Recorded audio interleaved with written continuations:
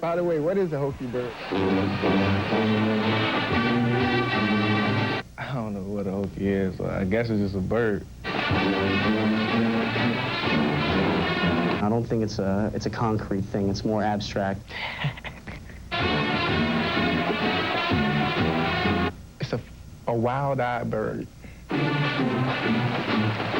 I see it as a powerful turkey. Your guess is as good as mine. They had the yells here. Hokie, Hokie, Hokie High, Tex, Tex, VPI, Soda Rec, Soda Raw, Politics, Virginia High, Ray Raw, VPI, Team, Team, Team.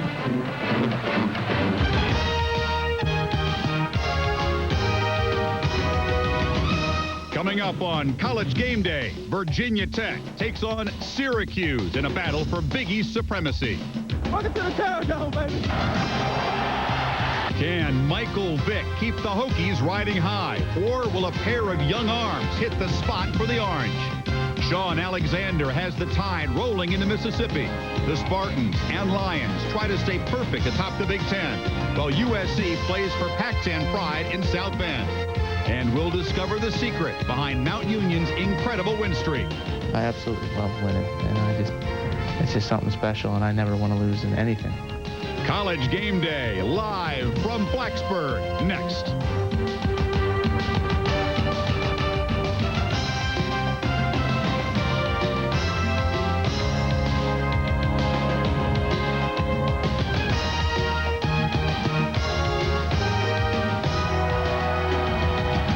Nestled in the mountains of rural Virginia, a beautiful backdrop when not on Saturday. The colorful foliage comes right up to the fence of Lane Stadium at Worsham Field, where the countdown is on to the first of two huge conference tests for a legit national title contender. It's homecoming, it's Syracuse, and it's the biggest football weekend ever here at Virginia Tech. They may have broken our College Game Day attendance record set last year at Kansas State. Frank Beamer has one caution. Pace yourselves. Save it for tonight at 6 o'clock to kickoff. Welcome to Game Day. Chris Fowler, Lee Corso, Kirk Herbstreit. This is a place where Corso's called a genius. There's not many places on the planet where that's the case. It's our first ever Big East game. Lee had voted for 0-5 Rutgers at 1-4 West Virginia, but he got voted down. We're here instead. It is a tough place for visitors to get to. It is a very tough place for visitors to win. The crowd is loud, rowdy, a little rude perhaps on the road team. Syracuse has nothing but nightmares about this place. 61-10 the last two visits, but the veterans sounded fearless last night. They've heard all the hype about the Hokies' national championship hopes. They want to squash that. The talk is legit, though. The Hokies have respect. They're number 4 in the polls.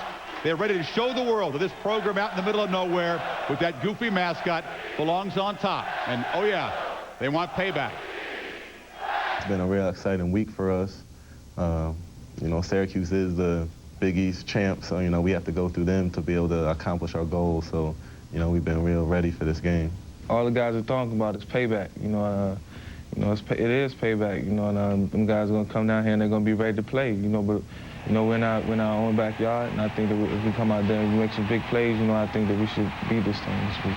They want what we have, and we're trying to keep what we've got. And if they want it, they gotta take it. And they're not taking anything from us this week.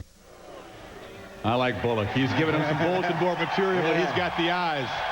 Hokies are not a fluke. They've been a solid program, as you guys know, for the last 5 years. It's so solid that last year they were disappointed by only winning 9 games. Corso, the reason they call him a genius, by the way, is he picked him to go to the Nokia Sugar Bowl against the mighty Seminoles way back in August. I give you props. Well, you know, Chris, Virginia Tech, when you talk their football program, you talk defense, you talk special teams, but their offense is red hot, led by quarterback Michael Vick. They lead the Big East, scoring over 39 points a game. And they have another weapon. Ricky Hall returns punts better than anybody in the nation. This is a well-balanced and well-coached football team. I feel like I'm in a twilight zone here. I'm not used to this Corso stuff. This is great, though. It's a little change. All week long, we've been talking about Virginia Tech, their defense, the special teams, Michael Vick. Syracuse, we know they can play defense, but for the Orangemen to stay in this football game, they've got to avoid the silly mistakes. Already 19 fumbles in just 6 games, and their young quarterbacks, D. Williams and Troy Nunes, are going to be pressured all night long. How they deal with that pressure, and will they be able to avoid the turnovers, will determine this football game. Great. I don't know about a quarterback tandem in an atmosphere like this. That's going to be very tough. Syracuse always has some gadget plays, some surprises in big games. They will tonight as well. Hokies are not new to big games, of course, but this is a showcase game because it's a national title type game. National TV audience, the pollsters are watching, the computers that formulate into that big bowl championship series numbers, they'll be wired into the outcome of this game too. So it's imperative for Virginia Tech not just to win, but win big, right? To show the world what they've got. You with me? Frank Beamer's not with me right there. You talk about tunnel vision. He is locked in on this game. He's not worried about a potential snub 7 weeks from now. Last week, before we played, we were the top with #1, I think, in a couple of computer ratings. Well, Clemson and Virginia loses, and maybe Alabama and Birmingham all lose last weekend, and now all of a sudden we're down to about 6. And so, you know, that's the way it is, though. I don't worry about that. We're going to play as hard as we can, as good as we can, and I think those are for issues for somebody else to talk about and worry about. Okay, Coach, we'll talk about it. National titles about numbers, so we'll show you some numbers here, and that little yellow arrow points out a significant number. The strength of schedule for Virginia Tech is down there at 74, which is much lower than these other national title contenders. Very important tonight. Very important when Miami comes in here, because the Miami team played Florida State tough, came within 1 game of beating Penn State, 1 play rather. So how they look against Miami is very important. They cannot say no respect for the pollsters, though, because they're up there at #4 ahead of an unbeaten Big Ten team. We bring in Tony Barnhart now from Oxford, Mississippi. And Tony, I'm telling you, folks here are worried about the BCS and a possible snub. Should they be?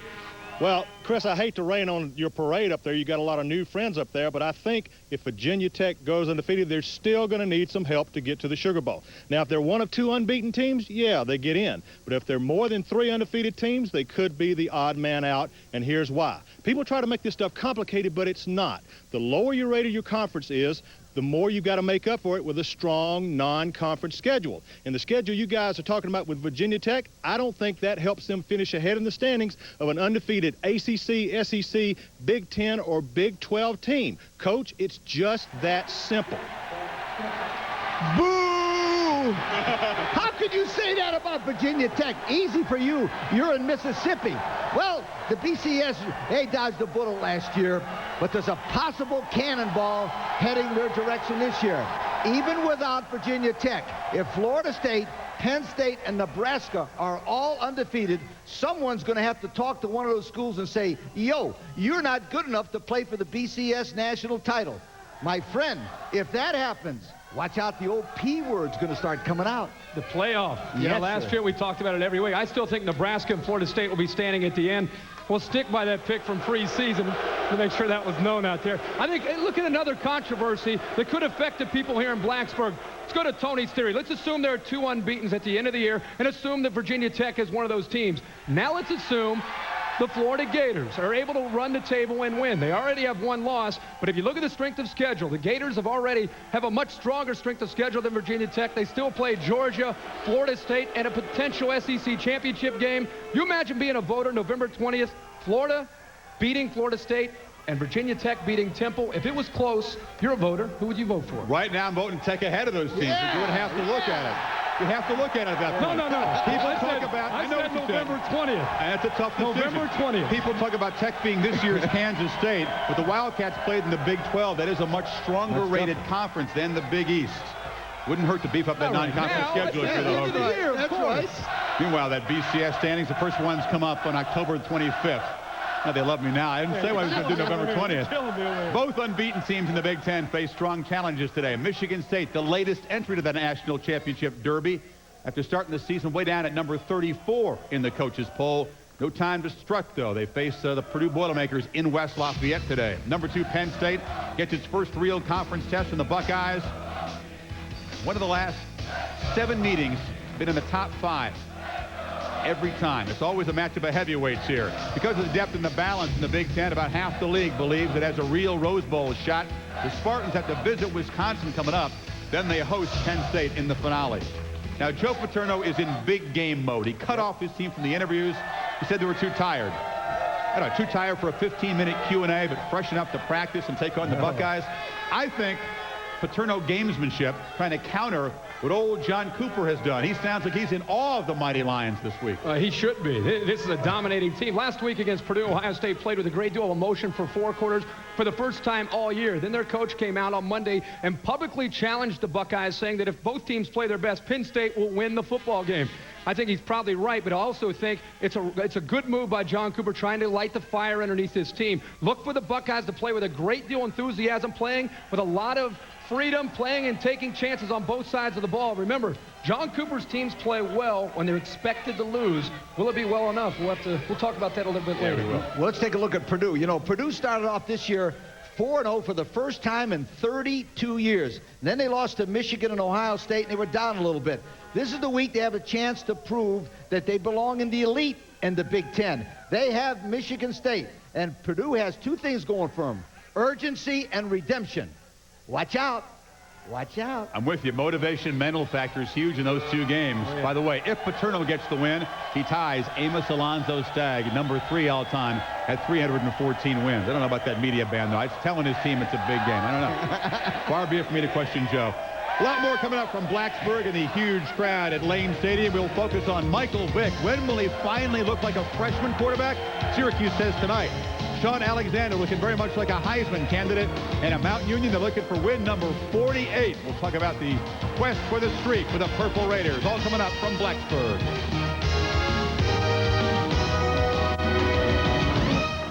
You know, Steve, Coach Larry Karras is a lot like the great coaches that I observed in all my life. They coach against perfection. They coach their way against the game the way it was designed to be played, not against their opponents. And Kirk, that's why they don't go. They're always ready to play well. You know what's amazing about the job that Larry Karras has done is the way he's been able to keep his teams focused throughout the years. You know, there's so many distractions that can come about when you're on a streak like that, but each week this team is determined to win. And trust me, I'm familiar with Otterbein. They're not going to stop him today. Karras, to his credit, reminds folks his program's in Division III. And I think we agree, no one's going to touch Oklahoma's record of 47 straight in Division 1A. Marshall has the longest streak. Virginia Tech here is one of 7 teams with a winning streak longer than 5 games. Only 7. Miami got within 18 a few years ago. They got taken behind the shed by Alabama. Notre Dame is resurgent. They take on a wounded USC team today. And next, we'll talk about the Hokie phenom, Michael Vick, quarterback. Is he poised enough to handle Syracuse's quick defense?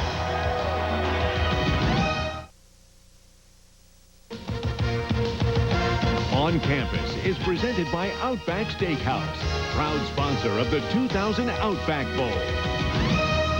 Welcome back to the land of the gobblers. Those are not gobblers. They might be gobblers on the grill here. They know how to tailgate in these parts. This is a great setting, homecoming weekend at Blacksburg, and we got about, I don't know, 10 or 12,000 of our closest friends here.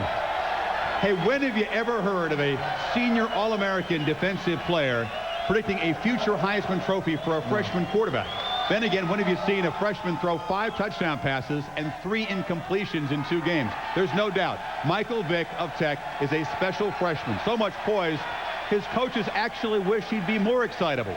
But the veteran defenders at Syracuse have some questions as well. When has Vick ever seen schemes and speed like they have?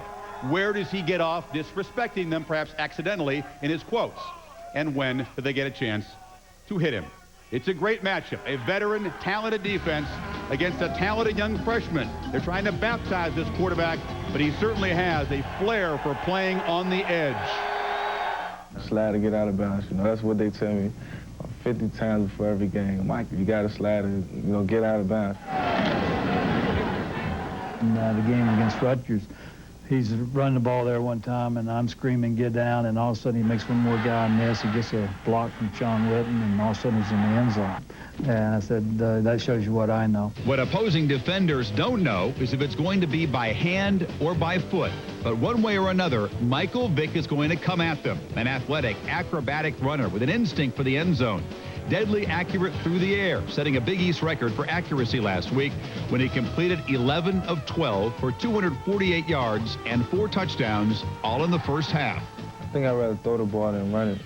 You know, I like to get the passing yards better than the rushing yards. I think it looks better on my stats. A lot of times I'll be running a route and I look back there and Mike's taking off down the line somewhere, but you know, he's got an arm, and you know, I think he's just waiting for times to use it because he's real happy in the huddle whenever we have a pass play or anything. He might rather throw the football, but I think his ability and his threat of running the football is what that brings the total package to the table.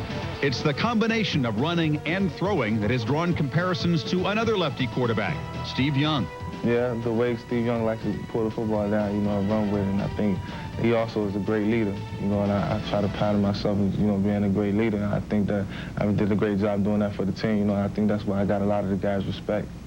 He's made out of the right stuff, and I think he'll get better all along as far as making good decisions running the football. And right now, I think that his ability to throw and run is what makes him so good. Vick, recruited hard by Syracuse, preferred to stay closer to his native Virginia home. You see the comparison, Vick's numbers against the two-headed Syracuse tandem there of Troy Nunes and Medee Williams. They will alternate 2 series at a time.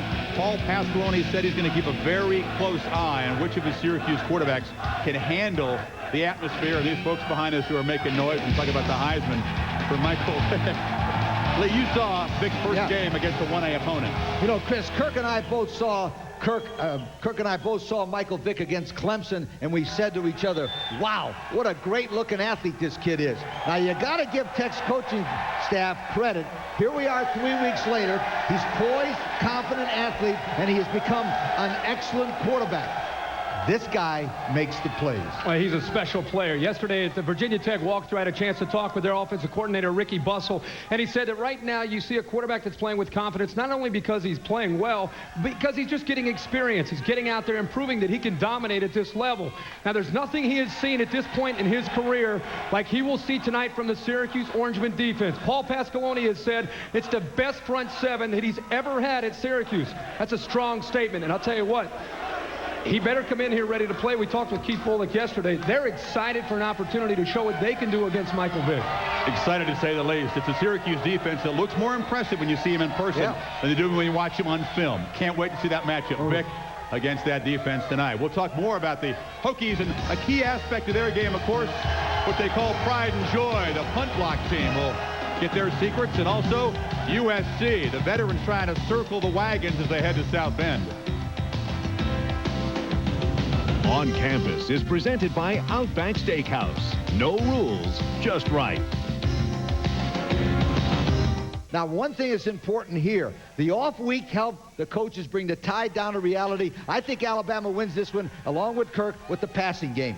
You guys ignoring the Rebels. It's a big game for them. If they can win this game, B's buzzing around again. They could be 8-1 when Georgia comes in. By the way, Mr. Alexander, he still has nightmares about this crowd back here in that Hokie defense.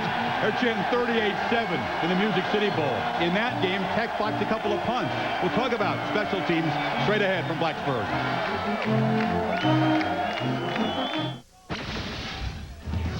Hokies Orangemen, final play last year. The Tech defensive coaches tipped off their defense what to expect. It didn't help. Ball game across the grain to the tight end, Brominski. He got down for Syracuse. Syracuse win. Now, Lee's guy Brominski there. Also key in that game, touchdowns from the punt block team. In fact, in the last 3 meetings between these teams, 5 touchdowns by the defense and the special teams. And they love their special teams here in Hokie land. Fans show up not just to watch offense and defense, but also that punt block team. Never take a bathroom break when the Hokie opponents are punting. They call it their pride and joy. At how many schools does the head coach coach special teams? It makes it a little more important when you got the head coach out there and watching every single one of your moves. At how many schools is there fierce competition to get on a special team? Oh, what? Get out there! Everyone wants to be on special teams. Everyone. At how many schools do all the stars play on special teams? Hey, big-time players step up in big-time situations. And at how many schools do the players stop right in the middle of practice to do a special teams drill? Field goal, That's one drill that you do not want to mess up in. The answer is one school, Virginia Tech. And the reason is one coach, Frank Beamer. To me, it's the quickest way to win a football game is the special team plays. He wants it to be a part of the game that's going to be a momentum changer. For 13 seasons, Beamer ball, as it's been dubbed, has done much more than shift momentum.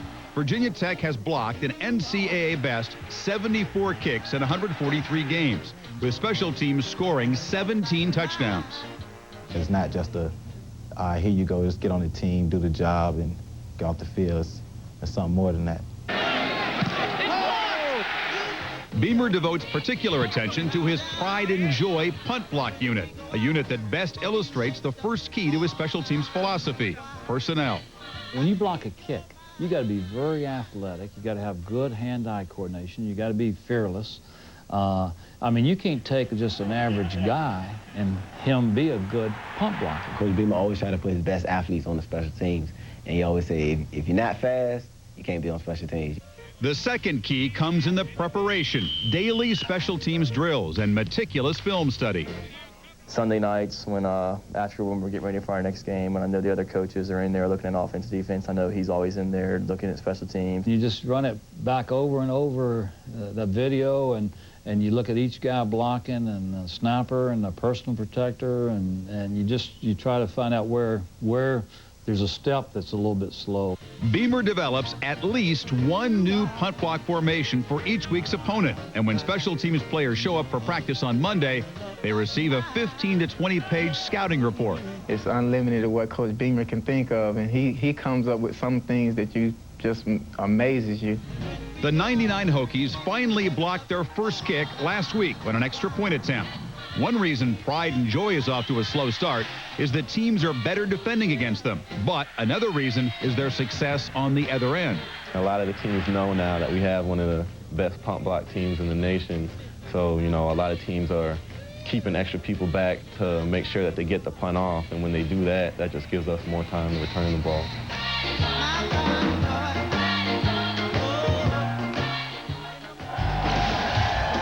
And these numbers showcase that last point. You can see in 99, no punts blocked. Yep. But look at the increase in return yardage.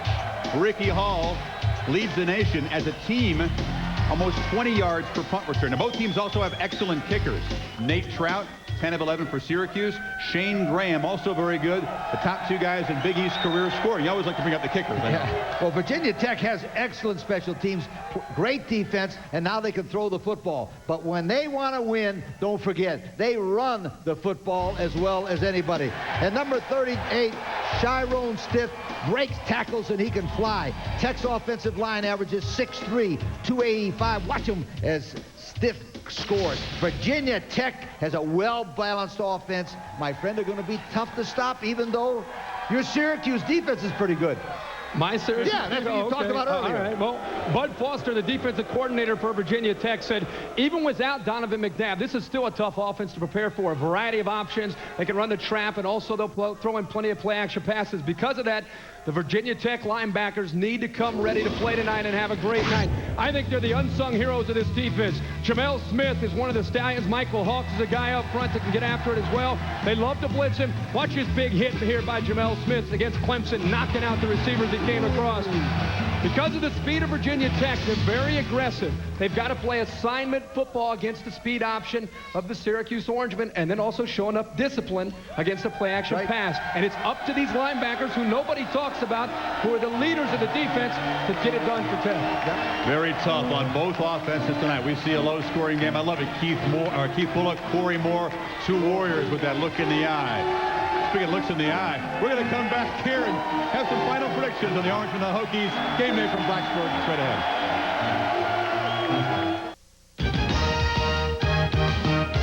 College Game Day is brought to you by Outback Steakhouse. No rules, just right. By Acura. Cars are our passion. Engineering is our art. And by the St. Paul Companies. Property and liability insurance for business. Without question, the St. Paul. College Football Game Day is a presentation of ESPN, the worldwide leader in sports. Proud to be celebrating our 20th anniversary. For more, log on to ESPN.com, part of the Go Network, go.com. Kickoff here is still 6 hours away. I hope the fans have saved something. We're going to come right back. Of course, predictions on this game. Are they all hat and no cattle? Adrian Karsten and Mike Gottfried are standing by, but right now, let's go to the Game Day crew in the north end of the end zone. Here's Chris Fowler. Chris?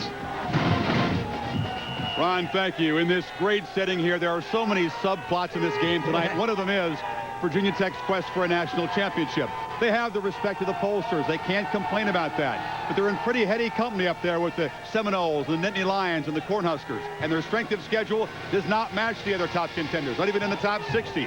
So it's very important from a computer standpoint, and also I can tell you from a pollster's standpoint, how they perform in games like this. Syracuse, one of their very few name opponents. They need to seize the opportunity, perhaps win big.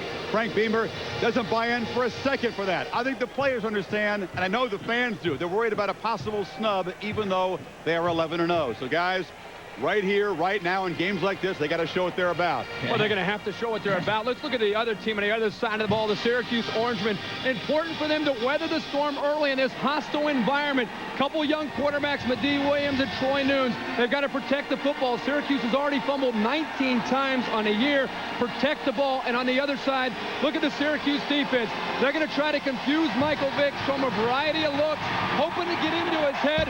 Low scoring with Virginia Tech winning. Kurt, when Virginia Tech gets the ball for the first time, they're going to come out smoking. They're going to throw the ball deep, early, and often, and try to beat the Syracuse defensive backs deep. Now, Virginia Tech has only run 10 option plays in the first 5 games. Tonight, they're going to feature Michael Vick, their quarterback, on the option for the first time this year. They're going to come out smoking. They're going to try a wide-open offense against the Orangemen. They've already come out smoking. The crowd is ready. A great atmosphere here as Syracuse tries to avoid the ambush. Ron, Mike, and Adrian will have the call when you come back. Primetime college football, the Hokies and the Orangemen from Blacksburg.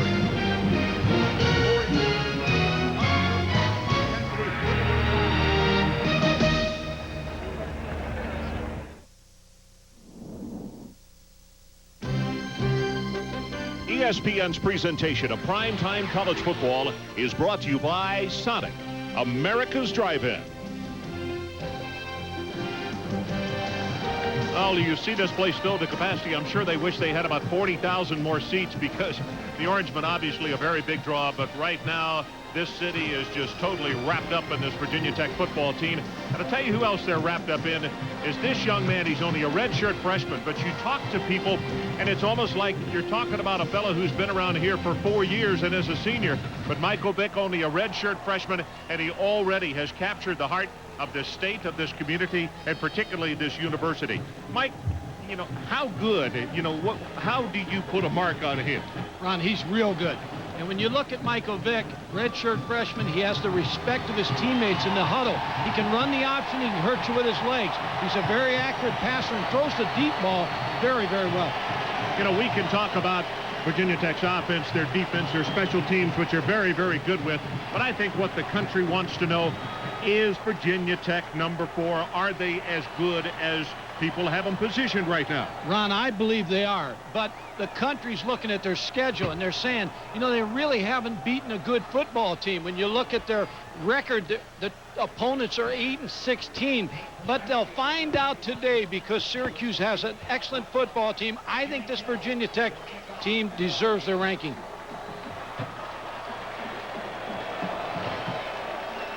Well, we're about to find out. Paul Pasqualoni knows this place has not been very kind to his Syracuse football team, which we'll elaborate more on as the game goes on. For Frank Beamer, 13th season as the head coach here, 82 victories for him, but many people say that this football team this year, far and away, the best one that Coach Beamer has put on the field here in Blacksburg.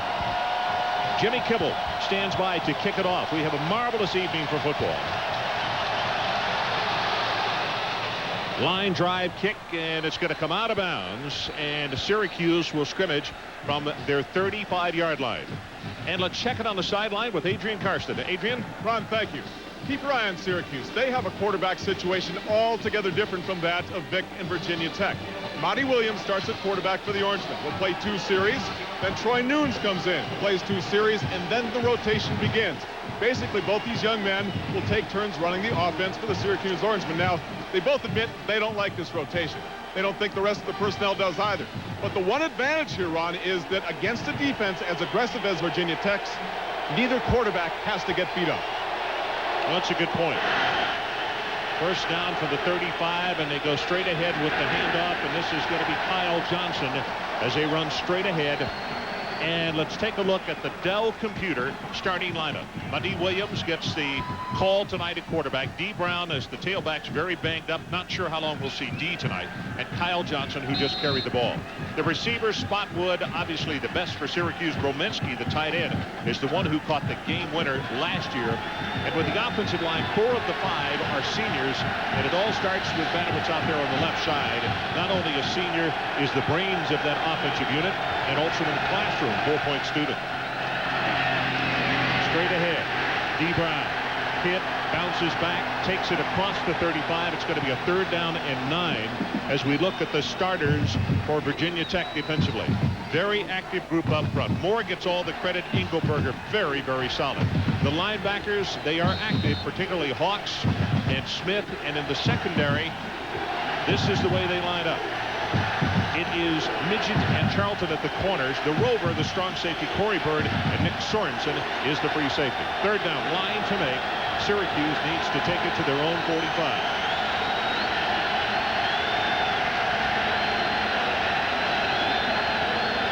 Option play. Into the boundary, knocked out of bounds. Very, very hard after a gain of 2. It is going to be kicking time, 3 and out, Syracuse. And Ron, when you look at the kicker for Syracuse, Mike Schaefer, he doesn't kick the ball for distance. He kicks short kicks, high kicks. I figure Virginia Tech's going to go after his punch because you shouldn't be able to return a 38-yard kick. So Virginia Tech's 2nd in the country on punt returns, but I think they'll go after this one. Ricky Hall is the deep man. Gets a good pass. They do come after him, and it is a dandy kick. Driving spiral all the way back to the 12-yard line. 20, 25. At the 40, got a man to beat. There is a flag down. He's going to take it the distance. 88 yards, but let's check the marker after a 50-yard kick. And Ron, that's with a punt block team on. Ricky Hall really did a lot of that on his own. Well, I think he also out-kicked it a little bit, Michael, with a 50-yard boot, don't you?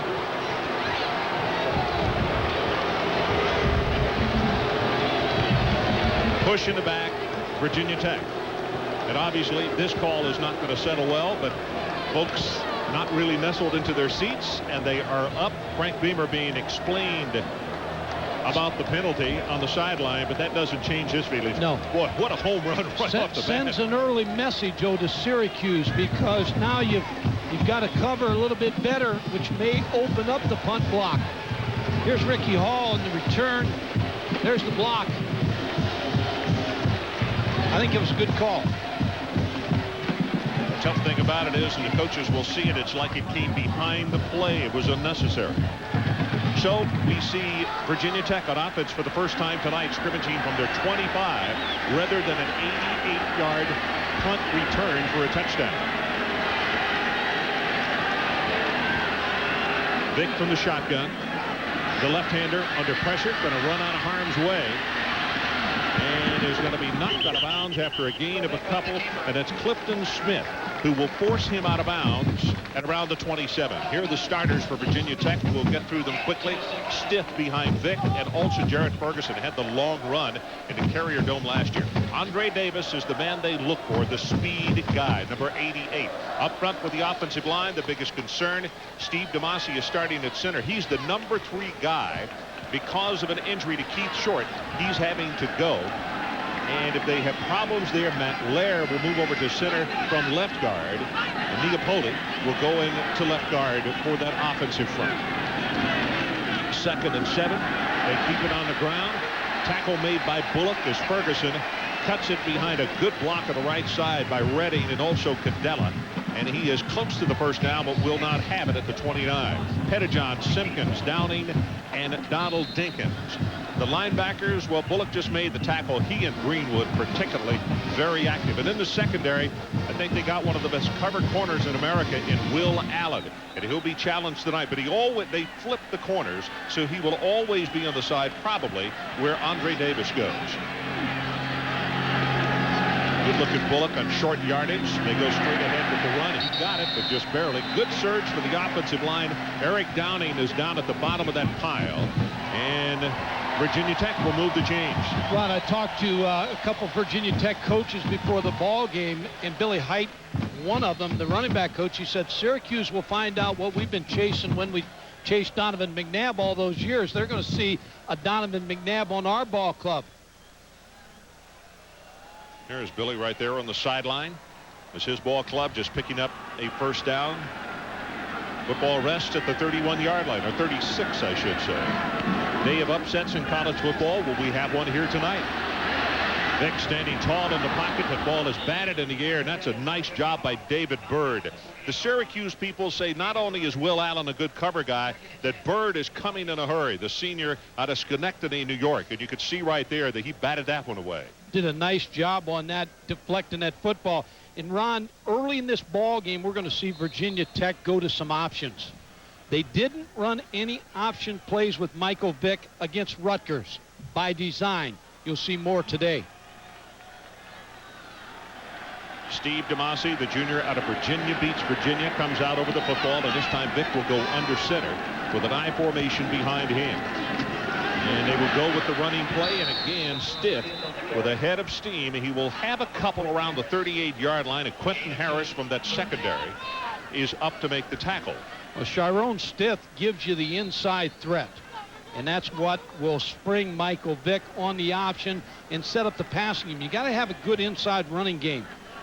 Chiron averaging over 5 yards per carry. 6 times he's taken it into the end zone on 115 carries coming into this one, and Syracuse wants a timeout with a 3rd down and long situation, able to make sure they've got the call that is the right one. So we'll take the break with it. Which Sports Center do you watch? Now at 6 p.m. only on ESPN. 3 years ago, my IT guys told me there'd be 2 kinds of businesses. Those with a vision to master the internet and those without. And we didn't want to be the second kind. Then Dell came to see us. They showed us how to use the internet for direct relationships with our customers, suppliers, everyone who's a part of our business. With Dell's support, there's no limit to where I can take this company. We always knew we needed the internet. We just didn't know how badly. Be direct. Dell. Dell servers use Intel Pentium 3 processors. Hello? Server? Got it.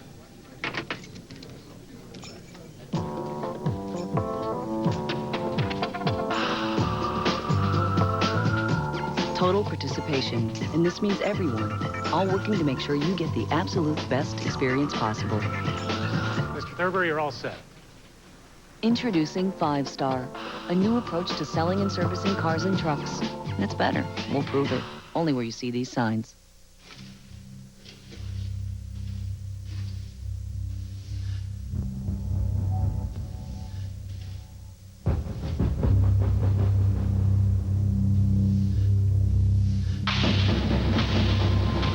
Every day, Wall Street traders rely on the most advanced technology in the world. Shouldn't the rest of us be able to do the same? Daytech Online. The rules are changing. ESPN's presentation of primetime college football is brought to you by Chrysler, engineered to be great cars. And by Dell Computer, pioneering direct internet ideas for your business. Be direct, Dell. Welcome back to Blacksburg, Virginia. Our situation, a 3rd down and about 8.5 yards for the first down for Virginia Tech. And if you just joined us, they had a punt return of 88 yards. It was called back because of a push in the back. They started this drive at their own 25. Right now they need to take it out to the 46 to keep it going. Corners come up to play bump with the receivers. The pass too high over the middle And he was looking for Ricky Hall, who was running the short crossing route, and it's going to be punting time for Virginia Tech. A good defensive series by Syracuse, setting the tempo a little bit, knocking down passes, tough against the run. Now they get a chance to show their special teams. Jimmy Kibble, who is an excellent punter and does a very good job. I watched him on Thursday working in practice, Mike, that always not necessarily to get that great distance, but to get the height. That's what Frank is looking for good coverage on their special teams. Quentin Spotwood is the deep man, and you want to kick it high to him and not outkick your coverage. Signals for the fair catch, makes it at the 25-yard line. And let's check in with Brian Kenny. Brian? Ron, Purdue and Michigan State, and Drew Brees over 300 yards passing in the first half alone, but picked off here. Leading 35-21, Michigan State already with an 88-yard interception return for a touchdown. Here with the other pickoff, and Eric Morris going all the way back in. He's going in for the touchdown. And right now, Purdue's lead is only 35-28, Ron. What a ball game. That one forced by Brees. And the Spartans are right there. Second offensive series for Syracuse. Problem is sometimes, Ron, they can't go the clock by running the ball. Quick pass to Woodcock on the near sideline. That short drop, and then he stood up and threw the pass. Good for 6 yards. Going back to the Purdue game, sometimes when you throw the ball like that, you don't establish running game, and you can't kill the clock. You can't put anybody away. Syracuse needs a good drive here against this Virginia Tech defense. Williams, you see the numbers on him, almost 50%. 2 touchdowns, 1 interception.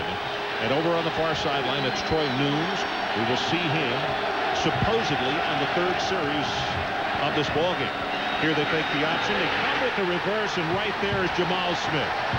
One of the things that Virginia Tech under Frank Beard have done such a wonderful job of is defensively staying at home, and those kind of plays don't work well against them. Well, when you're good on defense and you're fundamentally strong, Jamel Smith will trail the play. He's going to trail now. He can't let anything get behind him. You can see number 46 makes the tackle on Woodcock. So it's a loss on the play. It's going to be a 3rd down and 11. Lost yardage plays and turnovers. That makes this Virginia Tech defense. Leminski in motion, pressure from the outside. Got a man open deep, but he throws it short and throws it well short. Spotwood had a couple of steps on double coverage downfield. Jamal Smith was putting on pressure on Williams, though. And, Ron, let's see if Virginia Tech goes after this punt again. They went after the first one. Ricky Hall had the great return on his own. Let's see if they come back after Schaefer. Hall is the man who returned it the distance a moment ago, only to have it erased by the penalty. Virginia Tech, excellent on special teams. Annually, one of the best in all of college football.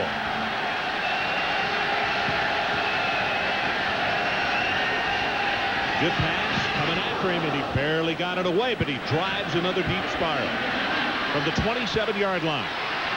35, Hall, and he is going to be ridden down hard at the 37-yard line. That's 49 yards in the kick and 10 on the return, and the pressure has not bothered him so far. 2 great kicks.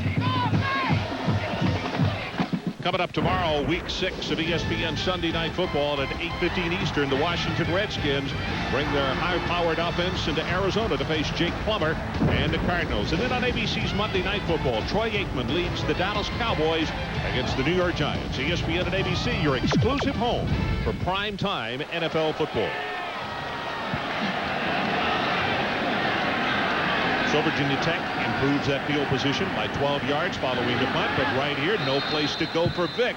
And that's a nice job by Eric Downing, the big junior out of Patterson, New Jersey, and Duke Pettijohn, who corralled him and knocked him down for his first loss of the evening. Well, the coaches at Syracuse says about Eric Downing, they said he understands the defense better this year, and he's having fun playing football.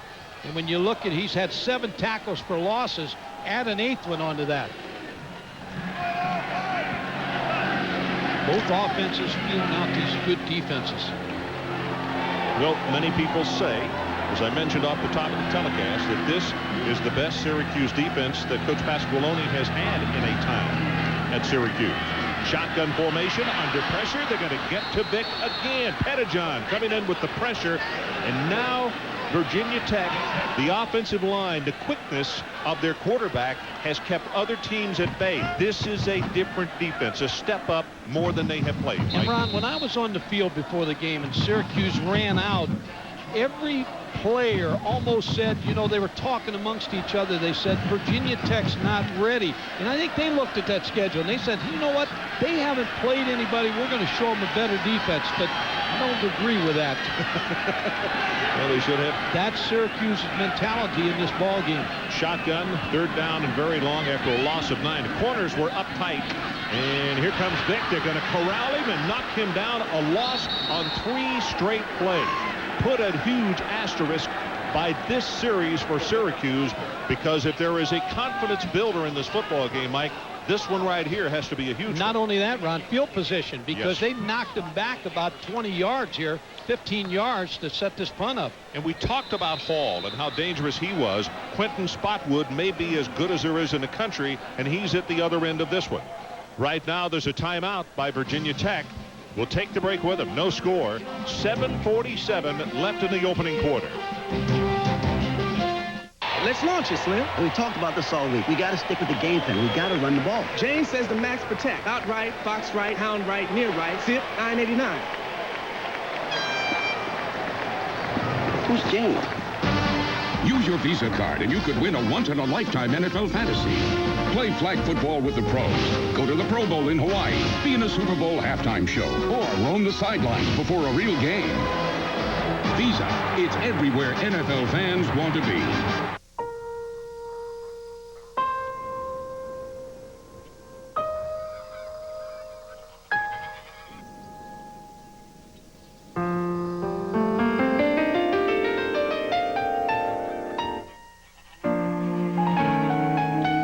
United is setting the standard for others to follow. Rising is leading.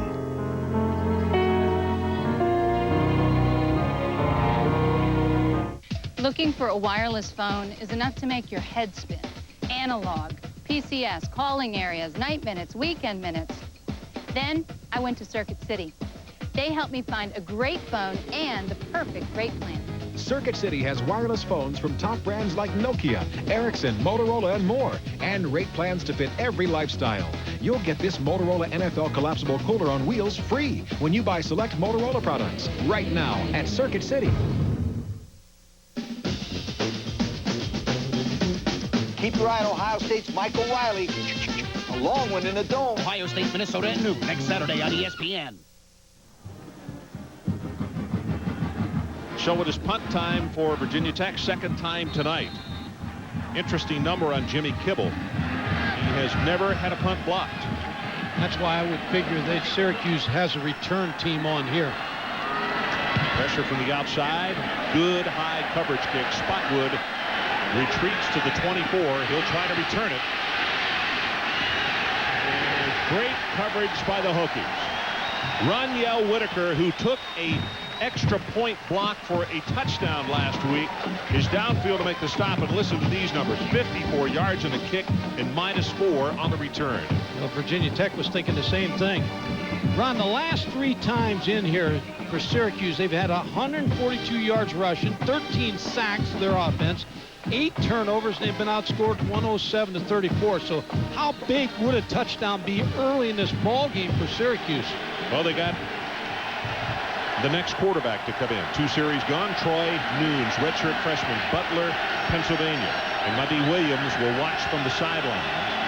You see those linebackers come up tight. Quick pass, and he got it away. And the ball is fumbled and picked off in the air. Bird for the touchdown. Anthony Midget caused that fumble.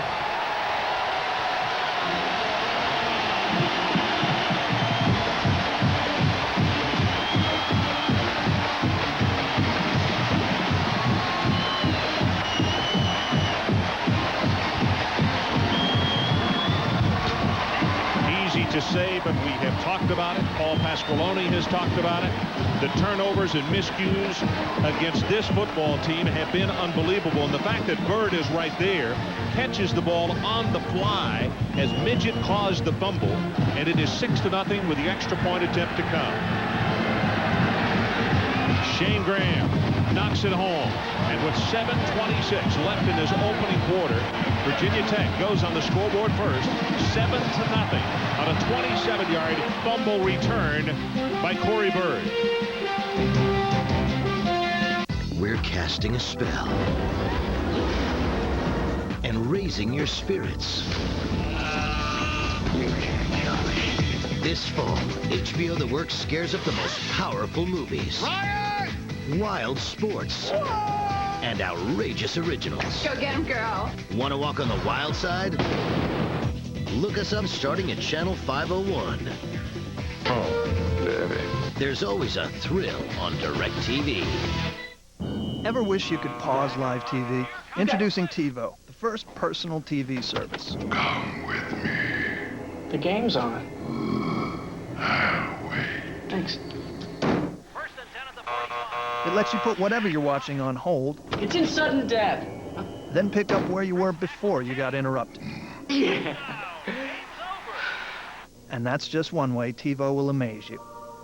Available only on the Philips personal TV receiver. Registration day at Bristol University is always chaotic as students vie for limited class space. Oh, just one second. Oh, you didn't get one? Okay. Will you be doing those special stretching exercises this year? Before every class. A rivalry is only as good as the players involved. With Brian Leach and Eric Lindros, you know you'll have one of hockey's most intense matchups. Flyers-Rangers, Friday at 8 on ESPN.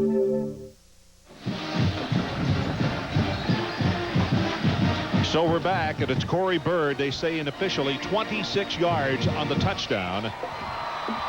Last year, in this same meeting, Tech special teams and defense were a very big factor in the ballgame. Ricky Hall jumped on to a punt, took it for the touchdown. In fact, I'm going to show you that before the night's over, but that's what kept them in the football game at the Carrier Dome last year.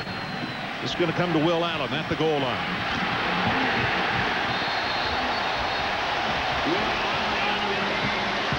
And let's check in with Brian Kenny. Brian? Ron, let's get back to Purdue and Michigan State. Purdue on the verge of blowing them out all day, but Drew Brees up by just 7, answering with a long drive, and he'll finish it himself. 5 touchdown passes, 1 touchdown run. It's 42-28 Purdue. In the SEC, meantime, it was 27-7 Alabama. Deuce McAllister, though, with a touchdown run. It's 27-24 in the fourth quarter, Ron. So the Rebs are coming back. A game in Oxford, and that's as big a game as they have had in that community in a while. Whistles all over the place. The ball came loose, but the play was whistle dead before the ball was snapped.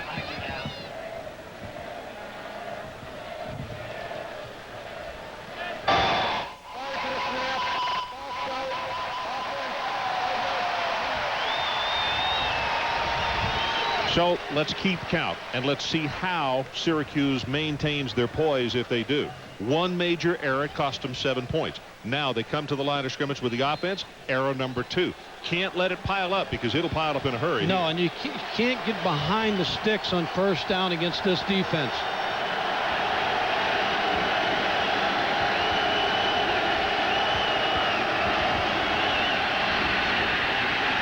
Straight ahead with Kyle Johnson. There's nothing. Maybe a gain of a half yard. Darius Monroe, number 98, a junior from Tallahassee, Florida, down at the bottom of that pile. And we're going to say it's second down at about 14.5 to pick up the first down. And Coach Gottfried's comment, very well taken as you look at beating this defense. Yeah, Ron, you got to big play him. You can't get behind the sticks on first down. Can't have lost yardage plays and no turnovers because this crowd and this team feeds off this defense. Short drop, wants to throw. Still looking, and that ball is tipped at the line of scrimmage. Michael Hawks, I think, tipped it, Ron, number 43, the linebacker. And right now what's happening is this defense is bearing in on this offense right here. Now they're looking big plays. The crowd's in this ball game. One turnover turned this whole football game around. And now it's like blood in the water of Syracuse's offense. The Sharks are after him. Third down. They got to take this football out to the 27-yard line if they want to keep the drive going. Troy Nunes, the redshirt freshman out of Butler, Pennsylvania, under center. Here comes the pressure from the outside. Flag is down, and this pass going to be overthrown and intercepted at the 33-yard line. Ron, Troy Nunes took a heck of a hit. He was stretched out and took the helmet.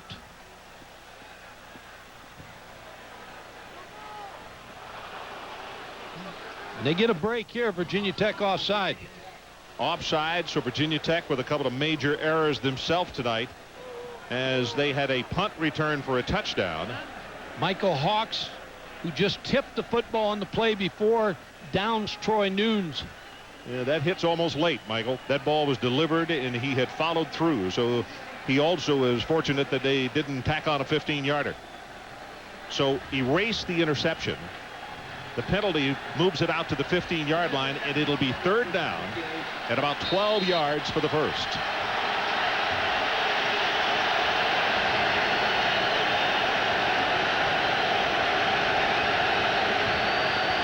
Seven-0 Hokies. Here comes the pressure. They pick it up in the middle, but not on the outside, and they just have to throw it away. Brought the corner, Anthony Midget, number 9. You're going to see a lot of defensive fronts out of Virginia Tech, a lot of pressure, and here they bring Anthony Midget, number 9, on Troy Nunes. He doesn't have time to find a receiver. Schaefer has been an extremely busy guy in this first quarter. Ron, they came close last time. Phillip Summers, number 8, had a shot at him last time. Hall returned 188, but there was a push in the back and they erased it. You keep an eye on Summers with your glasses, Michael.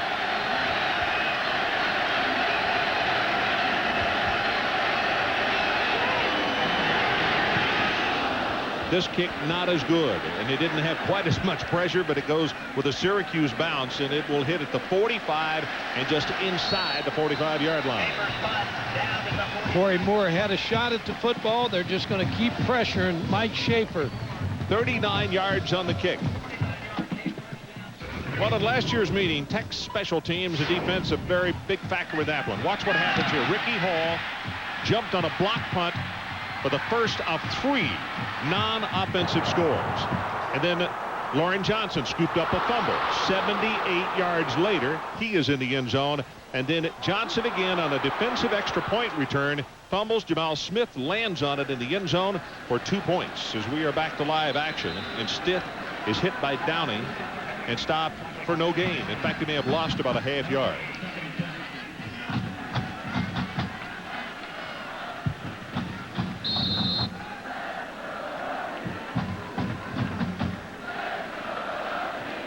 Frank Beamer pacing the sideline, knowing that his offense so far has been stopped in this ball game, but to no matter, because Syracuse gave up the fumble, picked off in the air by Bird, and returned 26 yards for the touchdown. That's how we stand at 7-0. Deep in the pocket, pressure again. Zings this one, has it complete. Browning Wynn, the tight end. And he'll be tackled by Quentin Harris after a gain of 30. Ron, he could have ate a hot dog back there as much time as he had. Good protection by the offensive line of Virginia Tech. Just waiting for Browning Wynn, the tight end, to come free. Look at his protection. Michael Vick's going to set up. They wall everything off the outside. They give him time to find his tight end, who's on a crossing route behind the linebackers, wide open. So with his first down on the line of scrimmage, the 25. Straight ahead. Ferguson is going to take it for a couple, and again, it's one of those plays folks sitting in the stands say, why do you run that? It's one of those, keep them honest. Ron, you're exactly right, and that's what I was thinking of when I saw that play. Ferguson hits up inside there and gains a yard, but what that does, holds the linebackers and holds the safeties, so all of a sudden, sometime along the way, we're going to see Michael Vick fake that ball and then run an option. Linebackers get tied up inside. He runs for a great distance on the outside. 2nd and 8, line to make, just outside the 15 of Syracuse. Vick gives it to Stith. Good pursuit by Syracuse, thrown down by Will Allen, and it's going to be a 3rd down situation for Virginia Tech. That's the way you play corner. You have to cover in the passing game, but eventually you got to be able to run force. You got to be able to come up and shut everything off. Will Allen didn't lose any leverage, kept Stith right in his gunshot, and tackled him without much of a gain. As we mentioned, Will considered one of the better cover corners in college football. Third down. About 7 yards to pick up the first as we've gone under 4 minutes left in this opening quarter. Good protection this time. Lost it for the end zone. That's well overthrown. And they're going to call pass interference. And my first question is, nowhere close to being a catchable football. I think they're going to call holding maybe, Ron. There was some contact, but that's what they'll find now, whether it was catchable or not. If it's pass interference, was the ball catchable?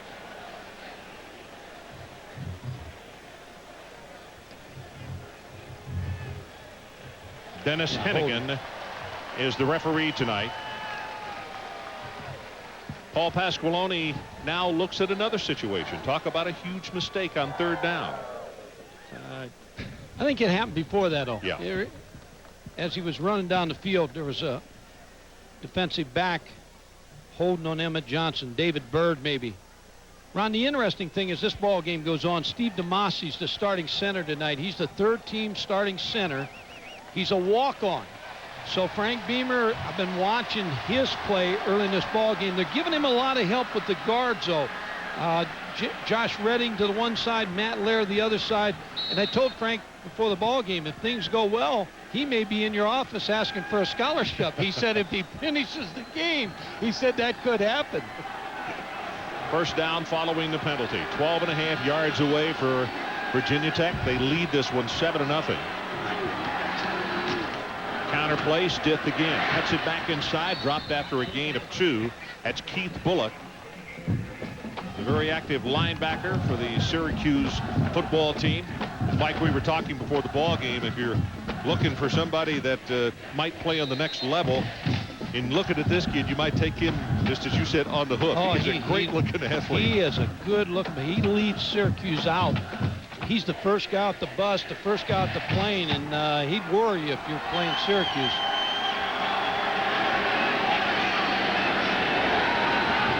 Michael Vick, redshirt freshman, redshirted last year. They had him travel with the varsity so he could see what it was like. On the scramble, gonna try to run it, and very wisely goes out of bounds. They're gonna say that he got it down to around the 8-yard line as Greenwood and Bullock were the two guys pressuring him. And let's check on the sideline with Adrian. Ron, a lot of people from the Big East have made the comparison saying Vick is going to be the next Donovan McNabb. Well, Keith Bullock told me yesterday, yeah, I've heard the comparison too, and I got something to tell you. I know Donovan McNabb. He's a friend of mine. I've won championships with him, and yes, I have seen Michael Vick. But I'm here tonight to prove to the nation that Michael Vick is no Donovan McNabb. He couldn't catch him narrow. He may change his opinion before this evening's over. 2:51 left in this opening quarter. It's third down. And an audible being called by Vick at the line of scrimmage. Better hurry. Gets it away. And it's Stith. Bounces to the outside at the 5. And I believe, yep, he's going to have the first down as he got the football forward. Quentin Harris hit him, but around the 2-yard line, and they say now the 1.5. Ron, this is what impresses me as much as his passing ability and his running ability. Michael Vick's ability to have respect from his offensive team. He checked off to this play. Chiron Stith gets the first down. It was obviously a good checkoff. So a guy who knows his offense, got the respect of his teammates in the huddle. Stith now 6 carries, 14 yards, and it's first and goal for the Hokies. Trying to make this a 14-0 ball game in the opening quarter. Touchdown, Virginia Tech and Stith.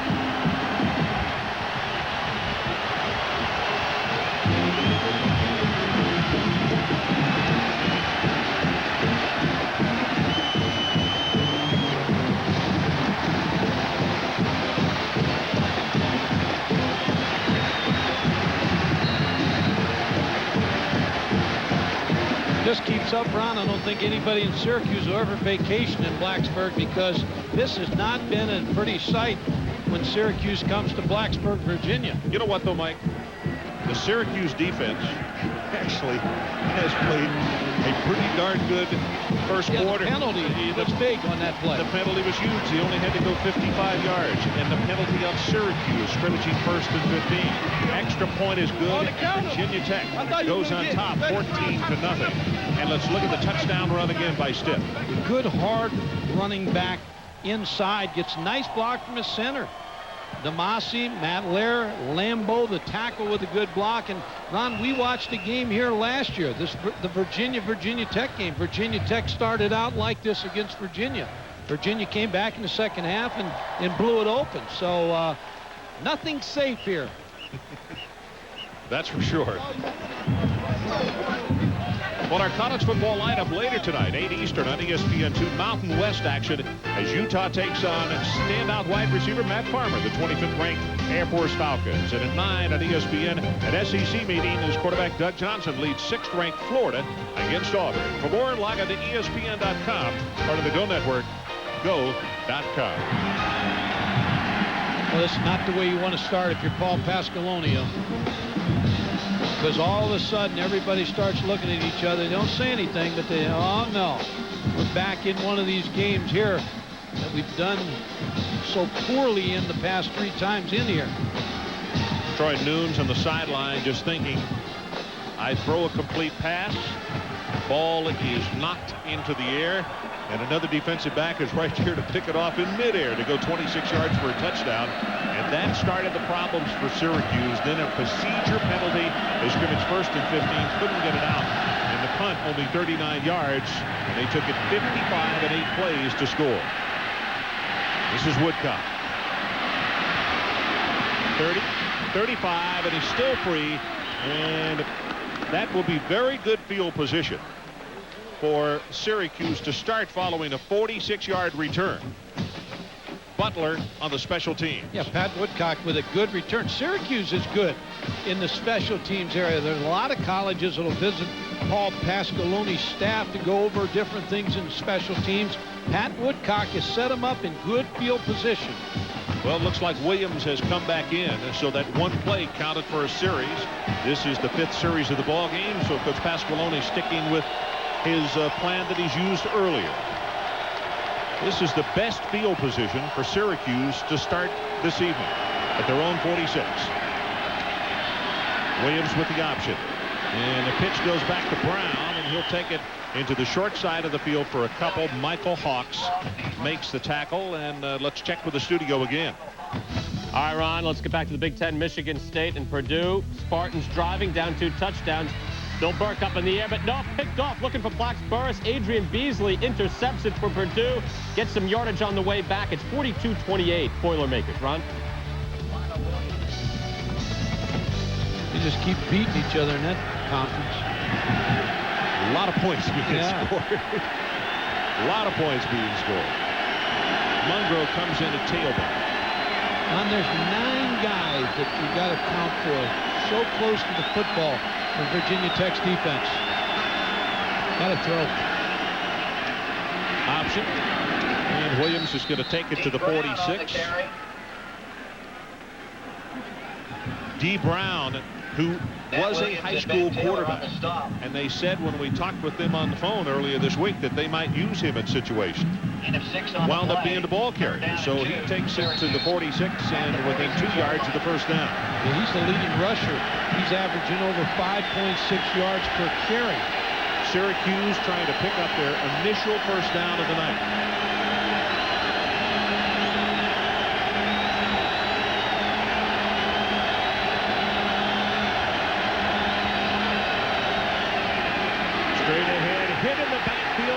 No first down, Syracuse.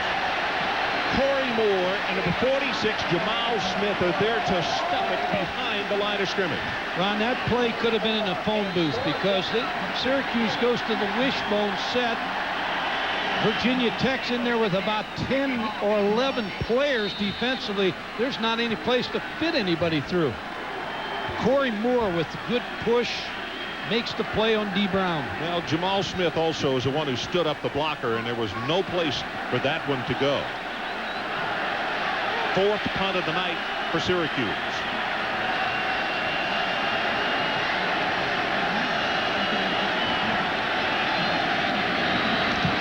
return on. This is a pooch kick. Schaefer's punt will bound at the 15, at the 10, bounces at the 1, and is going to go dead at the 1-yard line. Now they're going to call touchback. Never controlled it.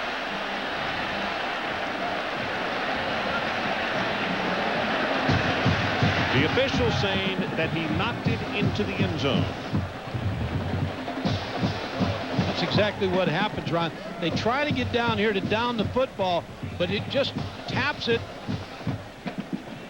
Never controlled it. Tapped it in.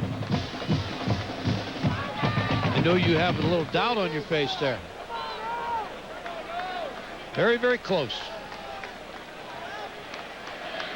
Frank's gotten a couple tonight. I thought that was roughing the passer down there, too. But it's his home. It's his home park. That's exactly right. So they scrimmage from the 20. Play action by Vick. Hawkins, Cullen Hawkins, the backup fullback, number 42, has that one good for Ron, 18 yards. What Michael Vick did there is he took advantage of when he ran the counter play earlier in the ball game, and that sets this up, the bootleg, and he catches Cullen Hawkins out of the backfield. So they're holding the linebackers for Syracuse, doing a nice job with ball handling. 14-0. The Hokies of Virginia Tech. We have 3 seconds, now 2, and we will not have another play. That's the end of the first quarter. Standing ovation from the home folks, and they should be excited. Outstanding first 15 minutes by Virginia Tech. Here's the first touchdown of the night. Bird picks off the fumble in the air, and then Stith scores. That's how we stand at 14-0.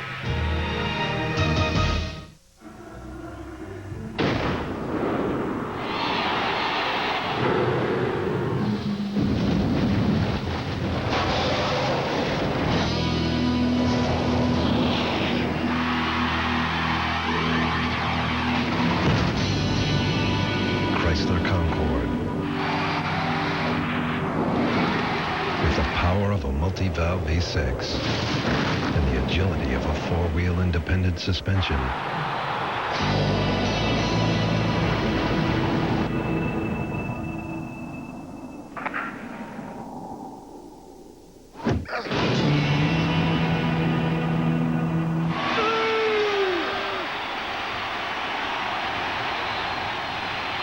I didn't know Davis could move like that.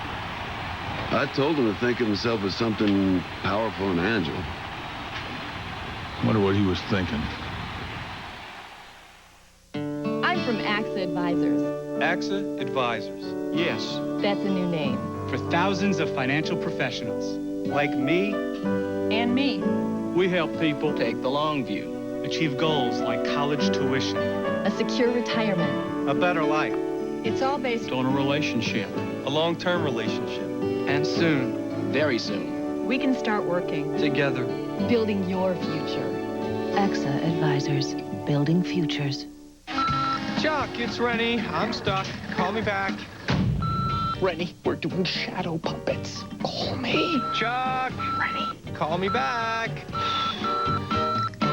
You just left me a message. I'm not going to touch my phone. Call me. Tired of phone tag? Nextel's the only national wireless carrier with Direct Connect, a digital two-way radio feature. Nextel, how business gets done.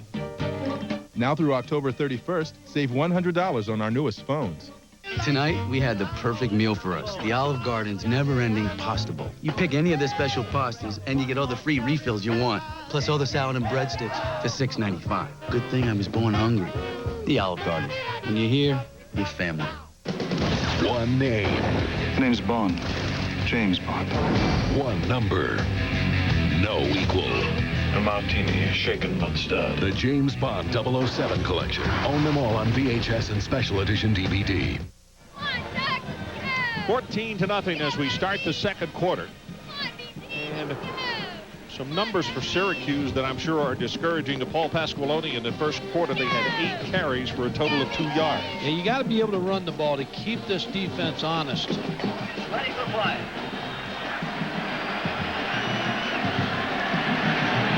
See Kendrick, number 4, junior out of Lynchburg, lines up at tailback this time, spelling Stith. The option, and the pitch comes back to him. 40, 45. He's open at the 50-yard line.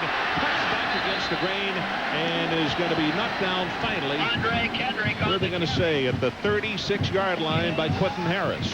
Ron, 27 yards. When you run a speed option, your fullback has to do a nice job of blocking whoever's going to support.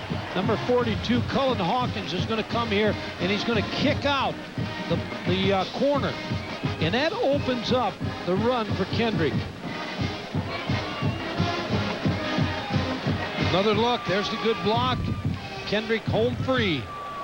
Good change of pace. Very quick runner. Ferguson and Stith come back into the lineup. And it's Stith who gets the handoff. Nothing at the line of scrimmage. Spins off, and he's going to wind up making about 3 yards out of this. That's an outstanding run because Syracuse had it closed off at right guard where it was designed. And it's Bullock who forced it.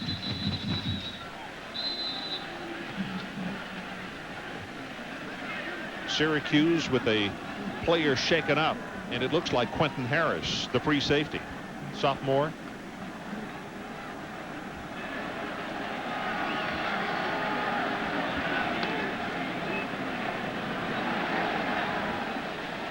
Only interesting scores today. Kentucky continues to roll. 5 wins for Hal Mumme and his crew.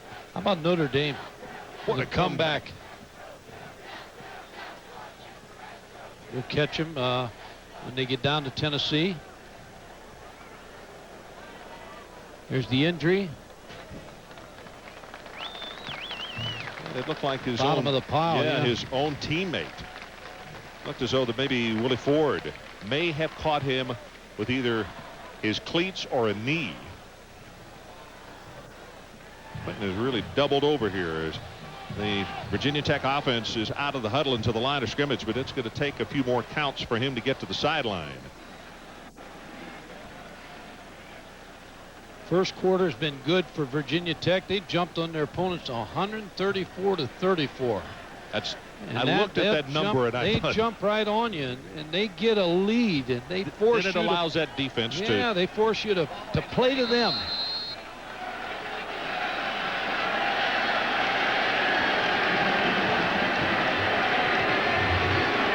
Second down and 7. Flea flicker. Back to Vick. Still looking for somebody to go to and throws it complete inside the 10-yard line. Nice comeback by Andre Davis. Ron, I watched this play from the start. Andre Davis just ran by. He's a sprinter on the Virginia Tech track team, and he can run. He just runs by the corner. But Michael Vick couldn't control the football. But a great job by coming back. As you said, Andre Davis didn't buy a ticket. Watch him run right by the corner. Will Allen. Now he's open. He's behind him. Now he doesn't quit. He doesn't quit on the play. Comes back and catches the ball by Michael Vick. Smart play. Good for 23 yards at his first and goal. Virginia Tech. The ball just inside the 10-yard line. Stith hit hard at the line of scrimmage. Going to be wrapped up after a gain of 1, and that's Derek Corley, senior out of Jacksonville, Florida, number 99, the nose tackle. Here's got to be your concern if you're Syracuse defensively here because of Michael Vick's ability to run the option. The option is a tough play when you get inside the 10-yard on a defense because they're playing some man coverage. You got some people, wide receivers running you off, so the option could be a good play down here. About to go into 13 minutes left until halftime, and Virginia Tech has had it all their way. Did anybody stay at home? Yes. Vick for the end zone. Touchdown to Vick-to-Hall.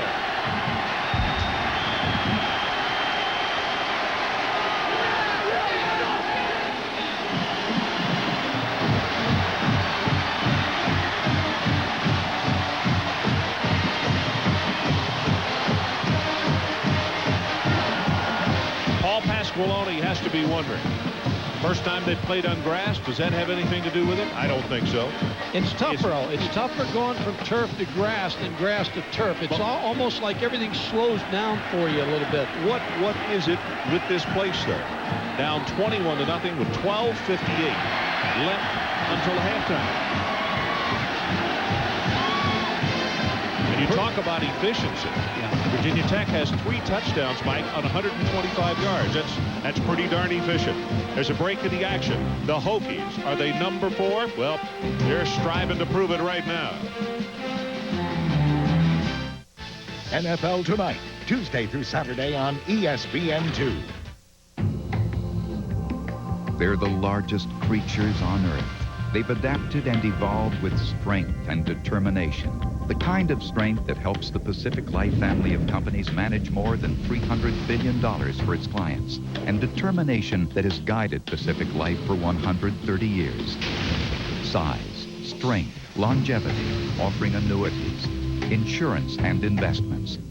Use the power of Pacific Life.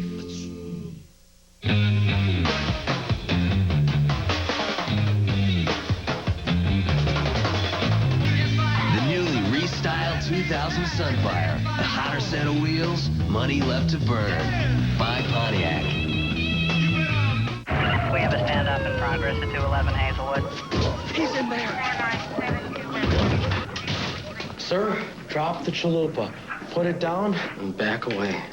Sir, don't be silly. Drop the chalupa. I said, drop the chalupa. Put it down, man. Yeah, drop the chalupa. Get your hands on the new chalupa. With a shell so crispy, flaky, chewy, tasty, you'll wonder why we put stuff in it at all. Just 99 cents. Only at Taco Bell. Better get some backup. Roger. ESPN's presentation of primetime college football is brought to you by the Pontiac Sunfire. Hot set of wheels, money left to burn. And by Taco Bell.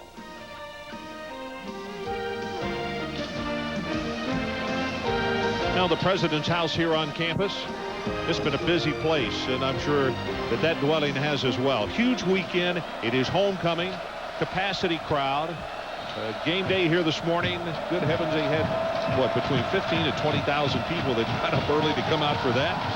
And they're here tonight cheering just as loudly as they did this morning. 2 yards deep in the end zone, Will Allen. Shy of the 15-yard line. Derek Pinella, and guess who he is the son of? Michael? New Pinella's son. Downfield of the special teams. Ron, the tough thing is when you have good special teams, you make the opponent start inside the 20-yard line, inside the 15, 14-yard line. That's an extra first down that they have to get on a drive against this defense. So again, and there's Lou, the big smile on his face as he watched his son and the special teams making the tackle for Virginia Tech. Poor field position again for Syracuse. Noon's back in the ballgame at quarterback. Option play. Mungo turns the corner, 25, and still running. Stepped out of bounds, though, back at the 33-yard line. And that's good for 18 and the longest run from scrimmage by Syracuse this evening. Ron, somehow they made a mistake on Virginia Tech's defense, because I was watching the strong linebacker Cory Bird took the quarterback and the ball got outside, it contained. And I'm sure Bud Foster's not happy about that, the defensive coordinator.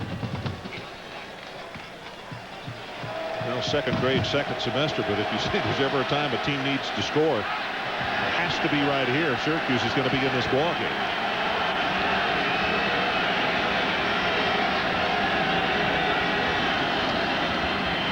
Monroe, left side, full ahead of steam is Jamal Smith. Will put a headgear on him. It's a gain of 5, though, and out to around the 38-yard line. And let's check in with Adrian Karsten. Adrian? Interesting rotation, not only by the Syracuse quarterbacks, but by the Virginia Tech defense. John Engelberger and Corey Moore, their best pass rushers, Ron, for the most part, are not in on first and second down, traditionally running downs for Syracuse. But remember their game plan and what we learned earlier this week.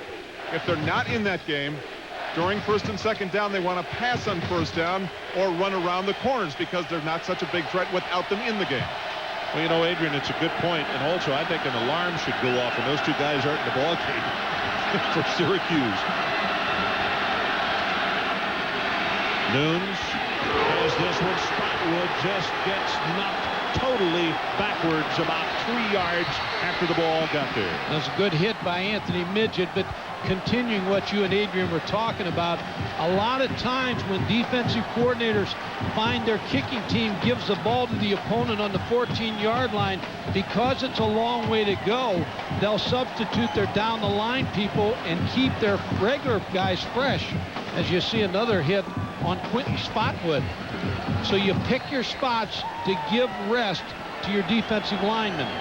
Syracuse is 0 of 4 on third down conversions. They need to take this one to the 42.5-yard line to keep things going. They're down 21-0.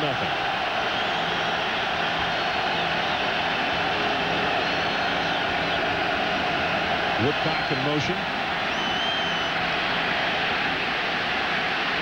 Nunes lobs it long. It's way too far overthrown, and Woodcock took pretty good shot, and he is going to get up. No, he's not. He's going to go back down. Ike Charlton is the man who hit him.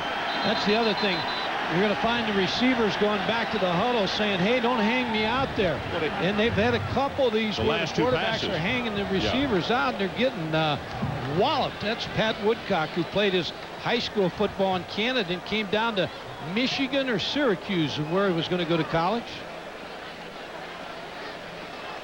Nunes trying under pressure, hangs the ball up, and Ike Charlton just finishes off Pat Woodcock. And boy, he's exposed in an upper high, the high rib cage just underneath that right shoulder blade is where he got the shoulder pads. Okay, if you're wearing a white jersey here, you're going to get hit. This defense, special teams, and now a very good offense. Ron, I'm impressed with this Virginia Tech football team. They got speed. Speed in every area, special teams, defense, and offense.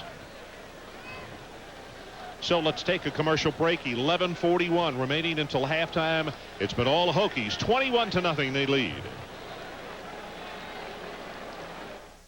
State Farm presents Rules of the Game. We're talking about showboating. In this play, a scoring player dives into the end zone with no challenge from a defender. Is this legal? You just discovered that your new set of wheels has no set of wheels. Worse yet, you've got cut-rate car insurance. So there's no State Farm agent to help with your claim. Maybe next time you'll go with a State Farm agent, so you won't have to go it alone. We're talking about showboating. In this play, the scoring player dives into the end zone with no challenge from a defender. This is a 15-yard penalty to be assessed on the PAT. Rules of the Game has been brought to you by State Farm. Like a good neighbor, State Farm is there. The world can be a pretty tough place. Now there's one exciting car designed to take it. Grand Am. With solid form design. It's the most solid Grand Am ever built. Grand Am. Excitement well built by Pontiac. Will Papa Bowden give Tommy a spanking? It's a family affair that could make Thanksgiving dinner a little tense. Florida State, Clemson at 7 next Saturday on ESPN. I'm glad to see that Pat Woodcock is up and okay in the sideline. He took a pretty good shot coming across that middle by Charlton. Punting time for Syracuse. Schaefer with his 5th punt of the first half. They're going to come after him again.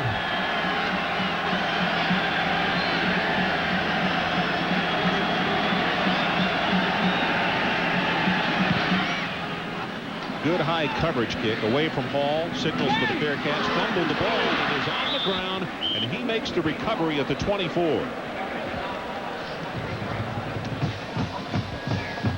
Well, coming up next Saturday on ESPN College Game Day at 11 a.m. Eastern Time. At noon, number 17 Ohio State looks to rebound at Minnesota. Then at 7, a history in the making for the first time in Division I. Father and son square off as Bobby Bowden goes for his 300th win against son Tommy as top-ranked Florida State takes on Clemson. For more, log on to ESPN, part of the Go Network, go.com. Ron Franklin, Mike Gottfried, and Adrian Karsten. coming to you from Blacksburg, Virginia. This place filled to capacity, and they're having fun right now. Just over 11 to play until halftime, and they lead it 21-0. And it's just keep on keeping on. Kendrick this time the ball carrier. McIntosh up from the secondary to make the tackle just short of the 30.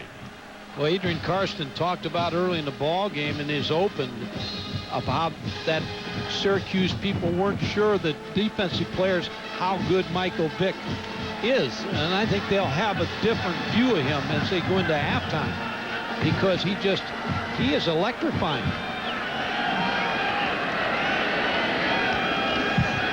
Option play, pitches it back, Kendrick, and he will be forced out of bounds, but not before he picks up the first down. And let's check in with Adrian. Well, Ron and Mike, the ironic thing about this matchup is that Vick could have been the quarterback at Syracuse. Then the comparisons of the next Donovan McNabb may not have taken place. Maybe we wouldn't be seeing the rotation at quarterback for Syracuse. As a matter of fact, McNabb himself was the player host when Vick visited up there, but he wanted to stay and play closer to home. Basically, Ron, in his words, I didn't want to be the second Donovan McNabb. I wanted to be the first Michael Vick. He's got a darn good start. One of the things that really has helped him, he's 4 of 6, 79 yards and a touchdown, is the redshirt year last year. And he said being able to travel with the team and stand on the sideline and see what goes on, tremendously helpful. Runs into his own man, gets by another, and finally is going to go out of bounds.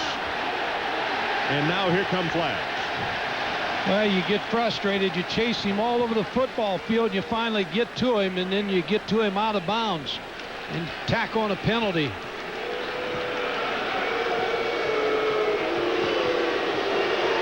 Michael Vick, and Adrian's talking about comparisons to Donovan McNabb.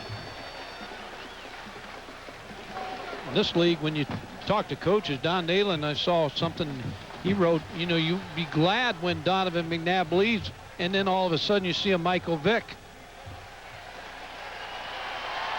Had chances at him, Ron, then gets out of bounds here and then gets tackled. Well, that's tough there, too. But he was out of bounds. Clifton Smith.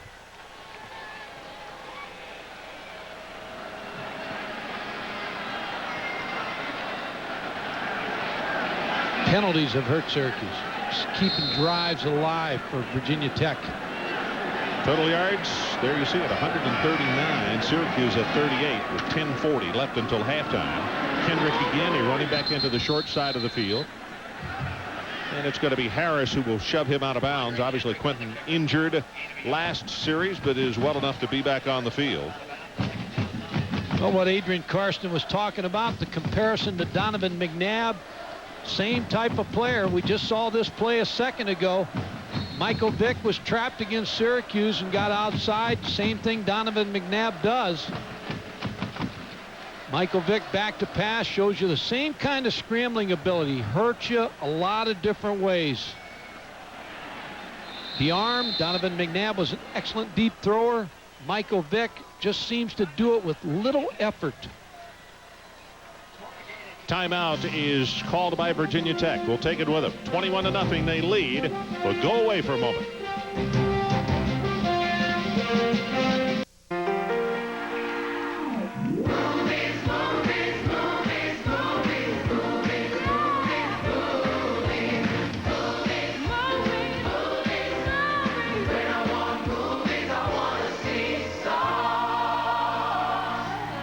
Stars has more new hit movies in prime time. Movies you'll see first on Stars and only on Stars.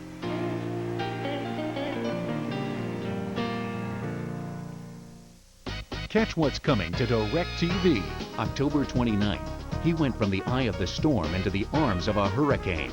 Catch Sandra Bullock and Ben Affleck in Forces of Nature. Follow the misadventures of Doug Funny in Disney's animated feature, Doug's First Movie. It's 11:59 on New Year's Eve, 1981. Do you know where your date is? It's Ben Again with Janine Garofalo and Courtney Love, 200 Cigarettes. Don't miss these hit films, coming to DirecTV. My Sports Center meal starts at 9:53 a.m. with the Did You Know as my appetizer for the 10 o'clock show, which is my main course. And for dessert, I don't know, the ice cream with the cookie dough is pretty good.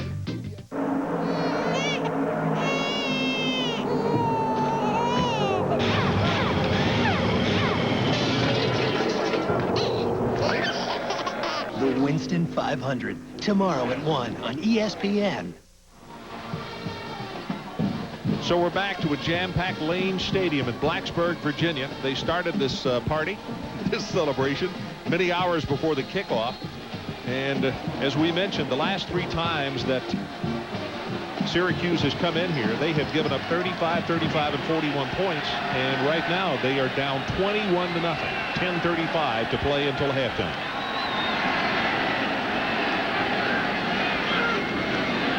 Setting deep in the pocket. Here comes a blitz, and he's going to be sacked back at the 43-yard line. It is Clifton Smith, who came a very long way. And a nice job of coverage in the secondary, and then that's the reason he couldn't unload it. Yeah, Clifton Smith shows a lot of speed catching Michael Vick. They also brought Keith Bullock on the top side, too. Trying to heat up Michael Vick a little bit more. Pressuring. Cool as a cucumber. Doesn't look like he gets ruffled. 21 points has to help him, oh.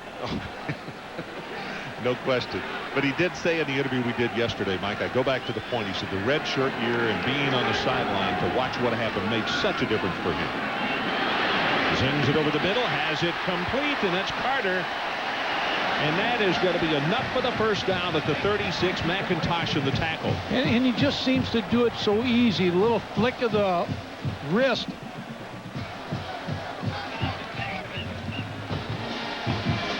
Ron, you were talking about situation last year when he was a redshirt freshman that Michael Vick actually was Donovan McNabb for his team as they prepared for the game.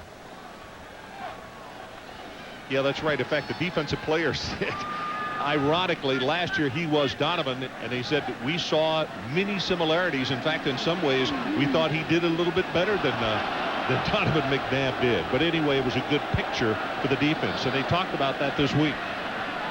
Just short of the first down. Missed it by inches. Here's what I was talking about. He just looks like he's got such strong wrists as he delivers the football. Stands up tight, upright, flick of the wrist. Derek Carter's the tight end that catches the football. And he got injured on that play because he came to the sideline. So we'll keep an eye on him. Browning Wynn, a sophomore from Jonesville, Virginia, will replace him at tight end. Michael Vick's 212 pounds, so you think quarterback sneak here, maybe. Fourth down in inches, takes it straight forward, and he'll have the first down at the 35 behind the blocking of Steve DeMasi.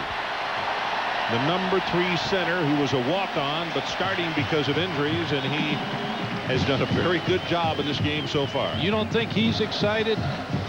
Made that phone call this week saying, I'm starting. All my friends get to the game.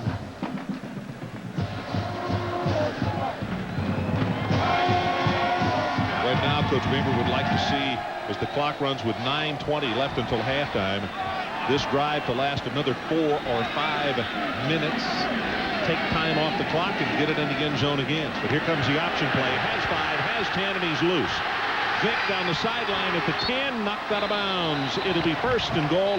McIntosh got to him, and a flag is down back at the 15. I think Andre Davis is going to get called for holding. His left arm, he was stalk blocking, but I think his left hand slipped on the defensive back, and he's going to get called for holding.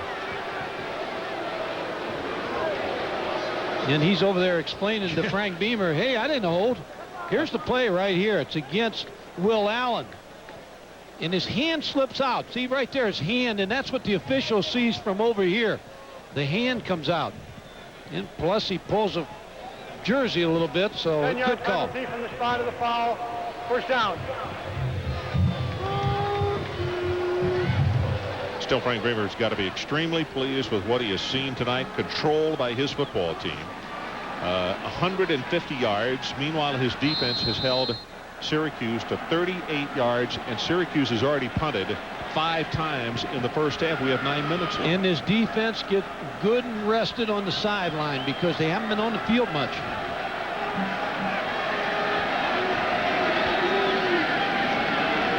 Eighth play of this drive. Stith bounces it outside, gets around the linebacker, going to be knocked out of bounds by Clifton Smith, who has had a very good ball game. He's a freshman. We got him for 6 tackles. Sideline to sideline for Clifton Smith. He has been impressive. He's playing hard as this defense, you know, they get to the breaking point here. Another touchdown. This defense needs a turnover. Conversely, you talked about the rest that Virginia Tech is getting. Their defense is getting the breather. The Syracuse offense has not spent very much time on the field, so their defense may be getting a little worn in this first half.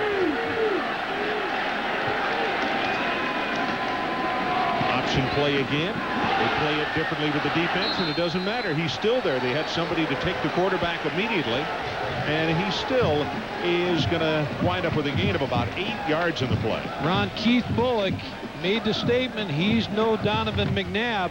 Watch number 33 right here. He just disappears. He's got him right here. All of a sudden, gone. Let's say Keith's going to have a better feeling about Michael Vick. And Keith Bullock is a very good linebacker. Second down at about 2.5. Stith with the pitch back.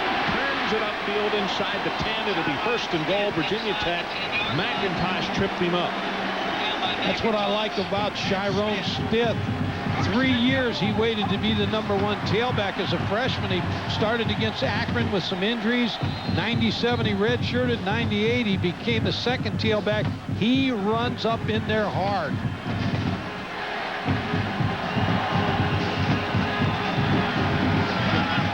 First and goal. They have placed the ball down just inside the 8-yard line, and a whistle and a timeout is called by the Orangemen. Crowd again coming to their feet. 7:36 until halftime. We'll take the break with them, trying to make it a 4-touchdown first half lead. Mom, Dad, a 37-year-old that lives at home should pay rent. It's great, Mark. But I want airline miles or points. I don't understand. My rent would earn me airline miles, and with points I could upgrade to, like, grandma's rooms. Like a rewards program. Whatever. Yeah, what does this look like, a Holiday Inn? More ways to collect and redeem points than any other hotel program. That's today's Holiday Inn. What is the value of victory? What makes success so sweet? At American General, we help over 12 million people every day live the lives they've imagined. With retirement services, life insurance, consumer loans, and whether they have big dreams or little dreams, the real victory is seeing their dreams come true. American General Financial Group.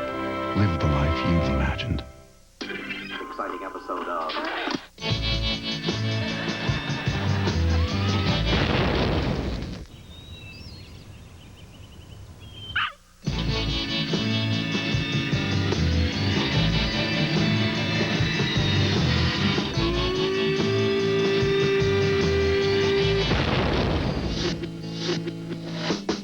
Welcome to the age of Vega.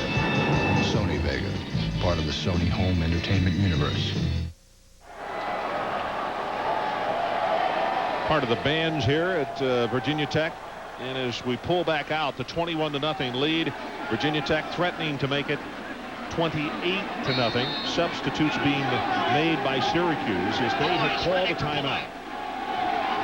11 plays, 68 yards so far on this drive, and they'll go straight ahead, and that's what we talked about. Ferguson go to sleep as they run him and then fake to him and fake to him, and almost took it into the end zone. Well, you talk about just run a play a second ago, an option play where Michael Vick picked up good yardage. This is the start of the good option series. You got to keep them honest inside. Jared Ferguson hit that hole pretty hard too, knocking it down to about the 3-yard line. They've got all the weapons. And right now, as I mentioned, this is the kind of drive that their head coach would like, and that is to just burn time off the clock, let the defense rest. Kendrick in motion. Stith at the 1 and then being shoved back. Eric Downing underneath that pile. Pettijohn also. Lineman. Yep. combining on the stop and then shoving back the ball carrier. Big question I had coming into this ball game, whether Syracuse offense could move the football. And the answer is no right now. Because this is a good Syracuse defense, but you can't be on the field that long. Monday Williams looking on from the sideline and knows that they've got a really high hill to climb in this one. 14th play of the drive. Stith over the top. Touchdown Virginia Tech. 27-0.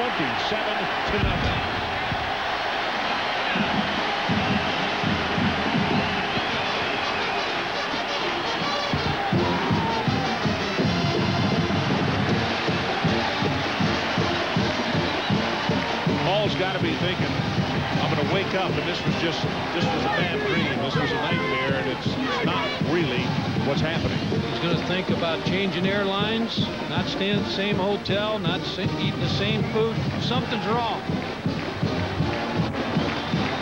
Well, the last 3 meetings, Virginia Tech has outscored them 14-4 in touchdowns as the kick is up and it's good.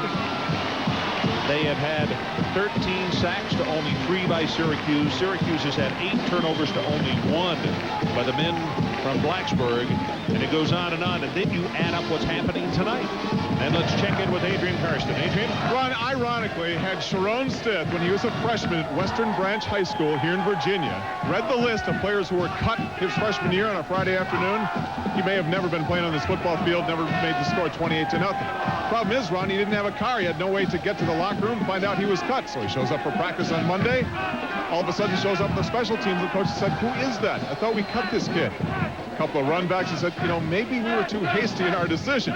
So the fact that he had no transportation, little communication with the coaches, found him a starting spot on the special teams, starting spot in the Western Branch High School, and a starting spot here now in the backfield for Virginia Tech. That's the key, Adrian. Just perseverance. That's right, perseverance. Don't take no for an answer. So Vick, you see why in the open we talked about that he is just the belle of the ball here in this part of Virginia with the alumni of this school, with the students on campus, and to think he is still a redshirt freshman. Ron, he appears to do for Virginia Tech what Donovan McNabb did his entire career for Syracuse. Except here for Donovan. Except here. Kibble with the kick. From the 5, it's Will Allen. Breaks it open for a moment out over the 30. And at the 33-yard line will be stopped by Sean Witten. Well, yesterday we asked Michael what he thought of the comparison to McNabb. Yeah, that's a great compliment. You know, I think our running abilities, the ability to escape defenders, things like that, you know, escape the rush, you know, and make big plays, you know, when things break down. I think that's our similarities. I felt that here I can come here and make a name for myself, you know, not playing in the shadows of somebody else, you know, not being called the next Donovan McNabb or the next whoever, just Michael Vick, somebody who's going to make a name for himself at Virginia Tech, and that's what I feel I had the opportunity to do here. Williams goes on top. This one well overthrown, and as you can see, Woodcock covered extremely well by Anthony Midget. 2nd and 10. Anthony Midget on the coverage. Numbers on Vick tonight, almost 100 yards. 5 of 7, 1 touchdown.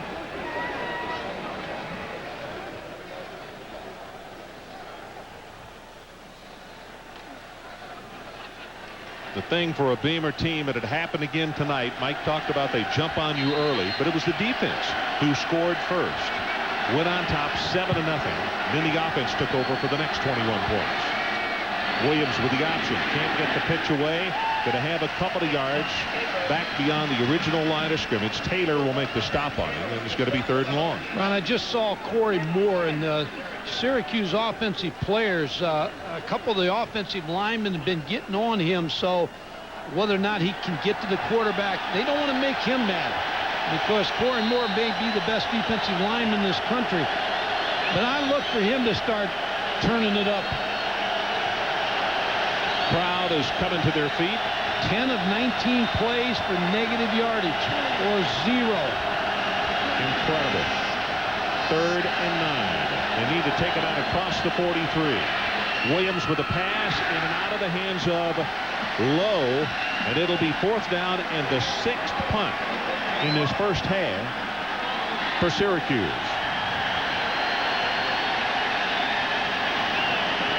And they continue to pressure on Cory Moore. Just talking about him a little bit ago, he is really rushing the passer. Schaefer's kick very high. Kicks it away from Hall. Now takes a huge Syracuse bounce. Going to go down inside the 20 and will roll dead at the 16-yard line.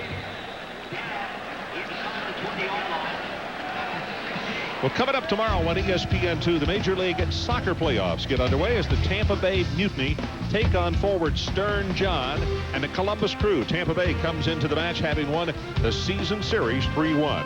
Coverage begins 3 o'clock Eastern live from Columbus Crew Stadium.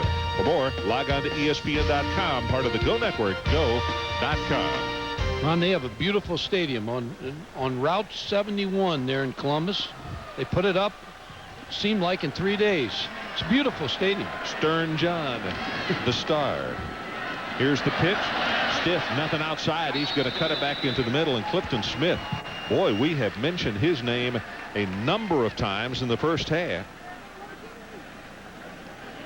6'2", 250 pounds. Going to be a gain of about 5. And now it is becoming a situation of every time of the snap on a running play that Virginia Tech, with the surge of the offensive line, is getting close to 5 yards per try. Ron, when we did the open, the big question was, how good is Virginia Tech? I think they've answered in this first half that they're very deserving of their high ranking. Stith off the right side and wiggles his way close to a first down, but they're going to stop him about a half-yard short. Bullock and McIntosh combining. Because they have everything that you need in a football team. They got a great quarterback under center. They got a speed receiver in Andre Davis. They got a control receiver in Ricky Hall. They got a good offensive line. They got a great running back in Chiron Stith. They got excellent defense, pass rusher in Cory Moore, and they play great special teams. They have it all, and they got a schedule to match. They got every tough game here at home. On 3rd and 1, Ferguson takes it straight ahead. That'll be good for the first down. And again, the chains will move. The clock will continue to run at 3:32 left until halftime.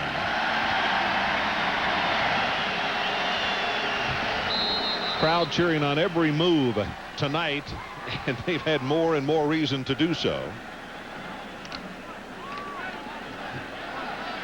This defense from Syracuse just has to feel like they haven't had a chance to breathe. Well, it seems to have happened very quickly to them. Counterplay, Stith bounces it outside, being tripped up as he heads out of bounds. David Bird is out there. Not the same team every week, Ron. You get an injury here or there, and that changes everything. But the table is set for Virginia Tech. It's set. Now, whether they eat or not remains to be seen. But this guy, number 7, a lot of defensive coordinators. This Big East is going to get sick. Stith trying to defend him. 16 carries, 44 yards. He has scored twice tonight.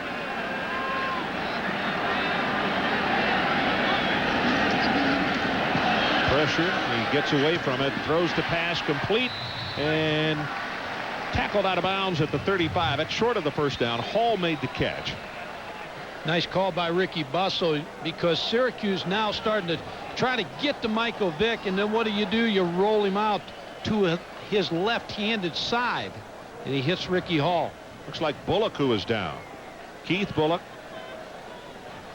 the inside linebacker for the Syracuse Orangemen, injured on the play, and as you can see, still down right in front of the Virginia Tech bench. Numbers on this one, if you have just joined us. Virginia Tech, 111 yards rushing, 103 passing for 214. And the numbers on Syracuse, and we're almost at halftime, 27 yards rushing, 12 passing for a total of 39 yards. Ron, you always teach linebackers to play off blockers with their hands. And Keith Bullock's going to come up here, and he's going to get blocked right here into his legs. Sharon Stith hits him, cuts him low.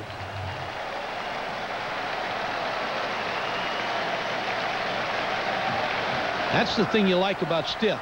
Catches the ball, runs with the football, and blocks. Here he's blocking an All-American linebacker.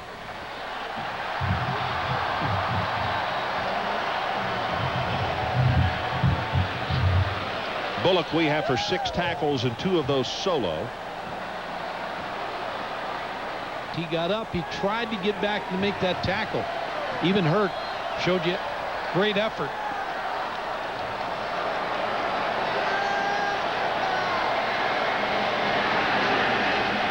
Third down and 2. They need to take it out across the 37.5-yard line. And here comes the option play, and he's going to be hit behind the line of scrimmage. Gets away from the first, but will not get away from the second tackler, Pettijohn. Third time that they have sacked him tonight. Rodney Wells got the first hit. Duke Pettijohn takes him down. Big stop by Syracuse. They want the ball back with 2:38 on the clock. Ron, we haven't seen much of Nunes. Well, almost one series is all. Well, he had the interception that counted for 1. Third punt as Kibble waits for the snap back at the 11-yard line. They came after him. This is a wonderful kick. High spiral. Spotwood falls down at the 24-yard line. And let's check in with Brian Ketty in the studio. All right, Ron, coming up on our Buick halftime report, we'll check in with Drew Brees and Purdue, taking on a Michigan State defense that shut down Michigan just a week ago. Alabama trying to follow up off an off week, and before that, of course, had the upset win over Florida. And Mount Union, could the Purple Raiders set an NCAA record for consecutive wins? That's coming up. Rod Gilmore will join me then. Well, those kids deserve a lot of credit. I don't care what division you play on. When you win 48 games in a row, and some great stories on them this week. And Larry Karras, the coach, Alliance, Ohio, they're happy in Alliance. Nunes is the quarterback again as they scrimmage from the 25. Screen pass and hit behind the line of scrimmage, and that's Michael Hawks, who's there to spoil the whole thing. D. Brown, as soon as he caught it, he was there all over it. Corey Moore put the pressure on Troy Nunes. Michael Hawks knew he had a little small window to get inside that blocker, and he did to make the tackle.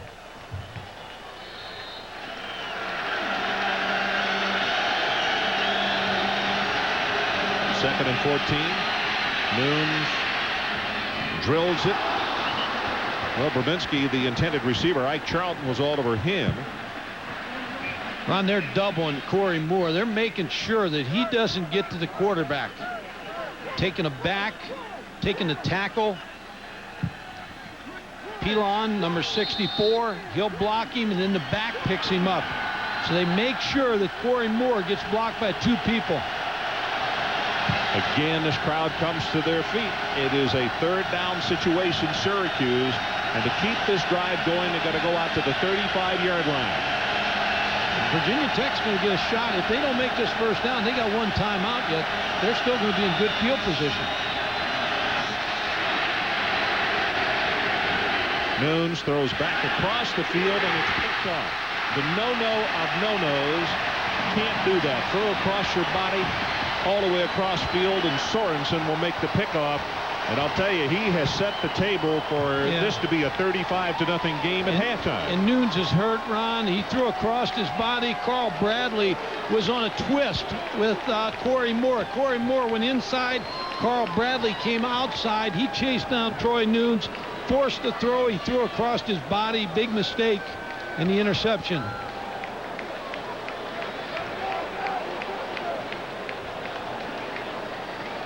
Nick Sorensen picked it off. Virginia Tech in pretty good situation. Watch Corey Moore. He's going to go down inside. He's going to go inside. Bradley's going to come outside.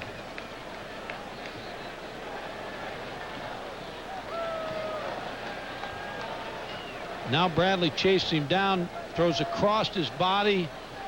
Nick Sorensen just picking off the high ball. There's the hit on Troy Nunes. Corey Moore going down inside. Little stunt, twist. Gets picked up by two people. D. Brown helping the guard. Nick Sorensen was the backup quarterback last year, Ron. So you talk about fitting into a role player. He was a role player last year on offense. This year he's a safety picking off passes.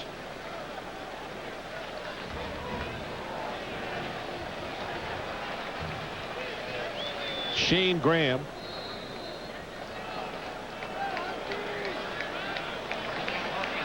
Oh, I beg your pardon. First down. One Just looking timeout. at him on the sideline, whether they need him for a field goal or whether his team can push it in for the score. We'll see. And they have one timeout left, Ron. Right through his hands. Vick picks it up and retreats. You see Stith back to help him out, and because he's left-handed, and he just throws that one away. And a flag down. That's going to be intentional grounding. I think the other flag happened before. The referee's going to throw the intentional grounding. So we're going to have two penalties here.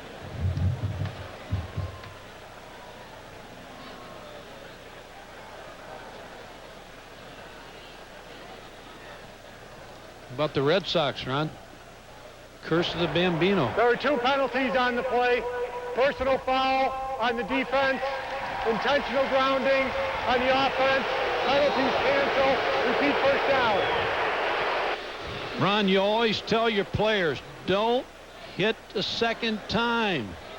Will Allen, defensive back, colliding with the receiver. He slaps at him. Watch him. Now there's the punch. Second punch, you always get caught. Then there's a third and a fourth. So Will Allen with the not a smart play at all. Chicken fighting out there.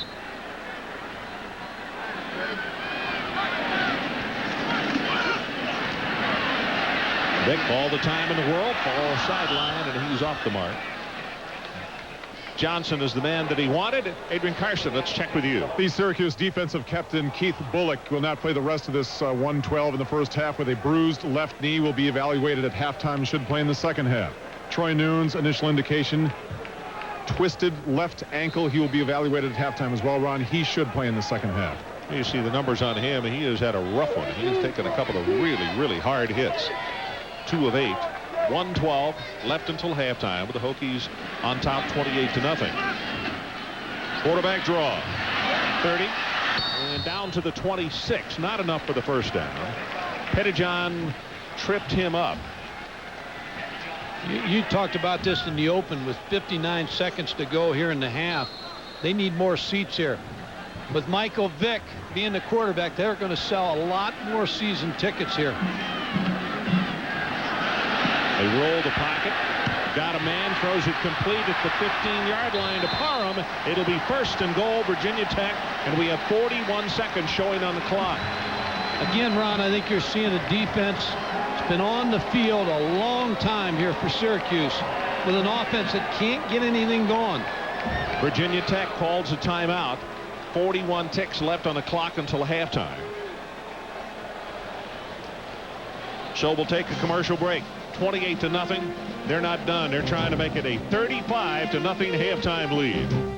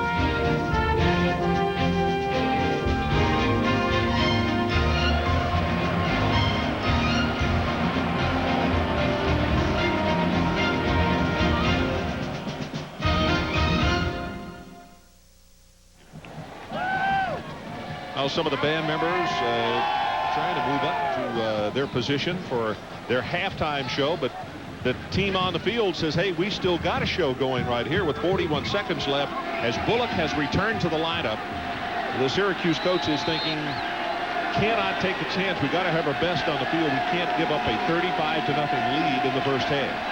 But they are very close to having that happen.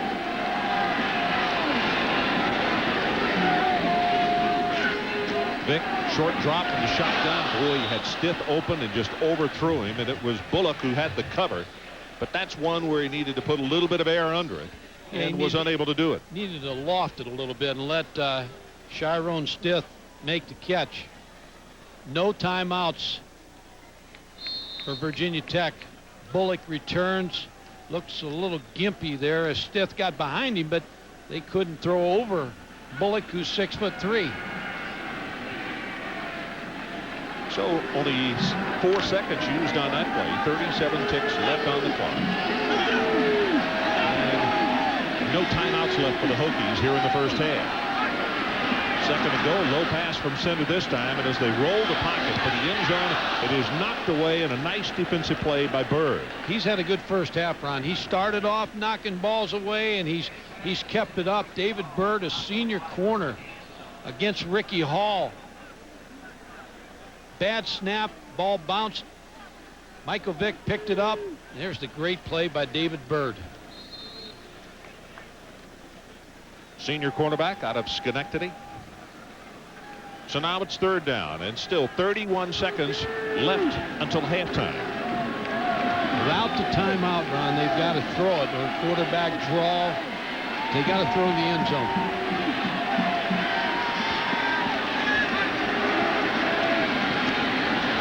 Goes to the left and incomplete. Intended receiver was Andre Davis. They'll take the field goal. Well, I mentioned Shane Graham just a moment ago. Outstanding place kicker, senior from Dublin, Virginia. And he will come on and try to make it 31-0 at halftime. 55 of 77 over his career. His longest 53. That was against Clemson a couple of years ago. And this attempt right here from the near hash mark of 25 yards.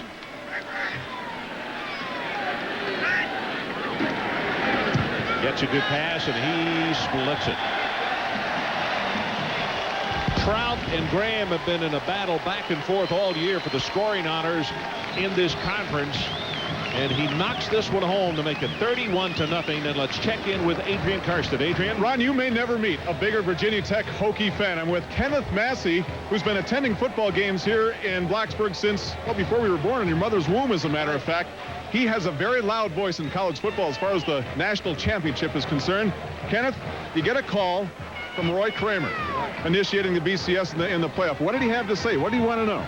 Well, he contacted me through email first, and I answered a few questions. Then a couple of days later, he phoned me, and I was able to discuss how my ratings worked and what my role would be with the BCS if they selected me. I want to know about your budget, your headquarters. What does the place look like where you crank out this information? Well, I do all this from my apartment here in Blacksburg. I just have a PC set up, and that's where I crunch all my numbers. All right, now how much emphasis do you put on strength of schedule? Well, each team's rating is determined relative to the teams it's played against. So it's in effect it goes opponents, and infinitely many times backwards. Infinitely impossible to understand if you're still using a Royal Manual typewriter in my case. So in theory, if Virginia Tech wins tonight, they could go as high as number 2 in the nation. Is that correct? Well, depending on what Florida State or Nebraska does, maybe even number 1. It's hard to say right now. Ron, take a look at the poll. There's the situation. Sometimes it's what he doesn't consider, like night games, whether game is played on turf or on natural grass or weather, things like that. Okay, guys. Nice report, Adrian. Mr. Massey in the Massey poll. Ball picked up and shy of the 25-yard line by Rodney Wells. We'll take one more look at the poll. What have we gone to? What a Nebraska, Florida State, Michigan, K-State, Virginia Tech, number 5.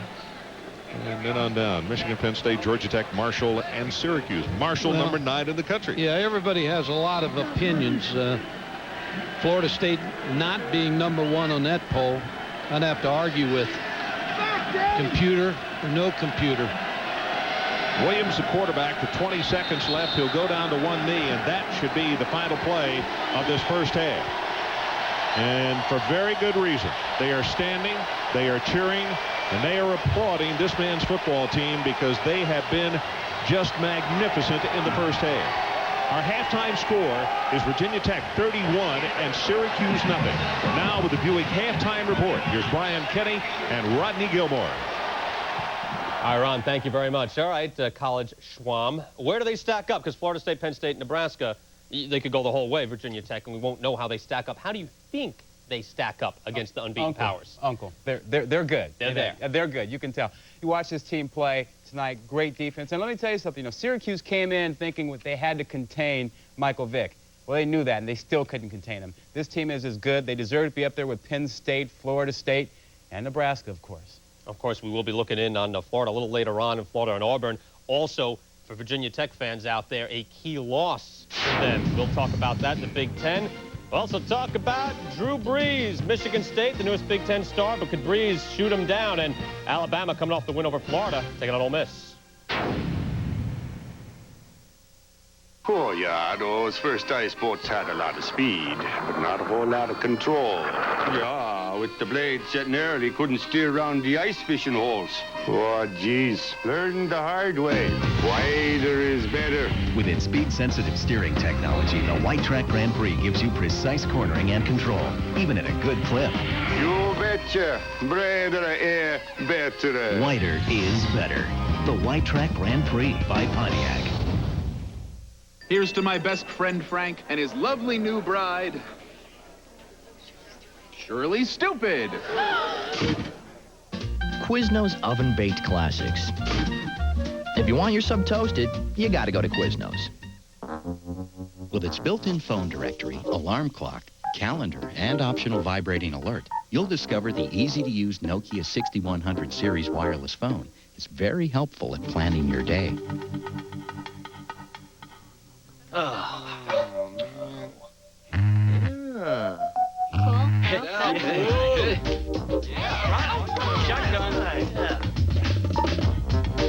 Nokia.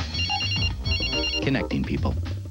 The soup's on at Quiznos. 4 great soups every day. Creamy broccoli cheese, old-fashioned chicken noodle, chunky Boston clam chowder, or hearty chili. A cup's just 99 cents with any toasted sub. That's 4 soups every day at Quiznos.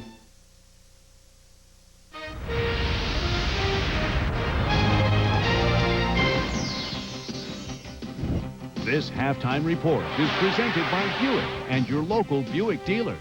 Isn't it time for a real car? And once again, the Buick halftime report. I want to remind you, Florida and Auburn coming up right after this game. And speaking of Steve Spurrier, and I am, Alabama and Ole Miss today. Steve Spurrier getting one in on this, says it's a curse to beat the Gators. Watch what happens to Alabama. We looked it up. 4 of the last 5 teams to beat Florida. Next game took a loss. Of course, the one team that didn't was Tennessee, and they won the national title. But anyway, it's kind of a curse. Archie Manning is there. Watching Ole Miss. Third quarter, Bama up 17-7. Sean Alexander, magnificent again, going all the way to the 9, 38-yard gain. Sets this up. Sean Alexander from the 3. Third touchdown of the day, 24-7. Fourth quarter, it's 27-24. Ole Miss storming back, but Alexander again, still on his feet back the other way. Sets up a field goal. Alabama surviving 30-24. Rod was not losing this time. They survived. They Well, Alabama controlled this ball game really from the start. They kind of settled in the second half, tried to run the clock out, didn't do it. Mississippi got back in it, but Alexander bailed them out. 214 yards for Sean Alexander. More now, Michigan State and Purdue. Michigan State so big last week against the Wolverines, but Purdue up on top 14-6. Purdue with the ball. Chris Daniels from Drew Brees. He's in 21-6 Purdue. Second quarter, Purdue up on top. Now it's 28-14. Brees to Daniels again. 35-14. Over 300 yards in the air in the first half for Drew Brees.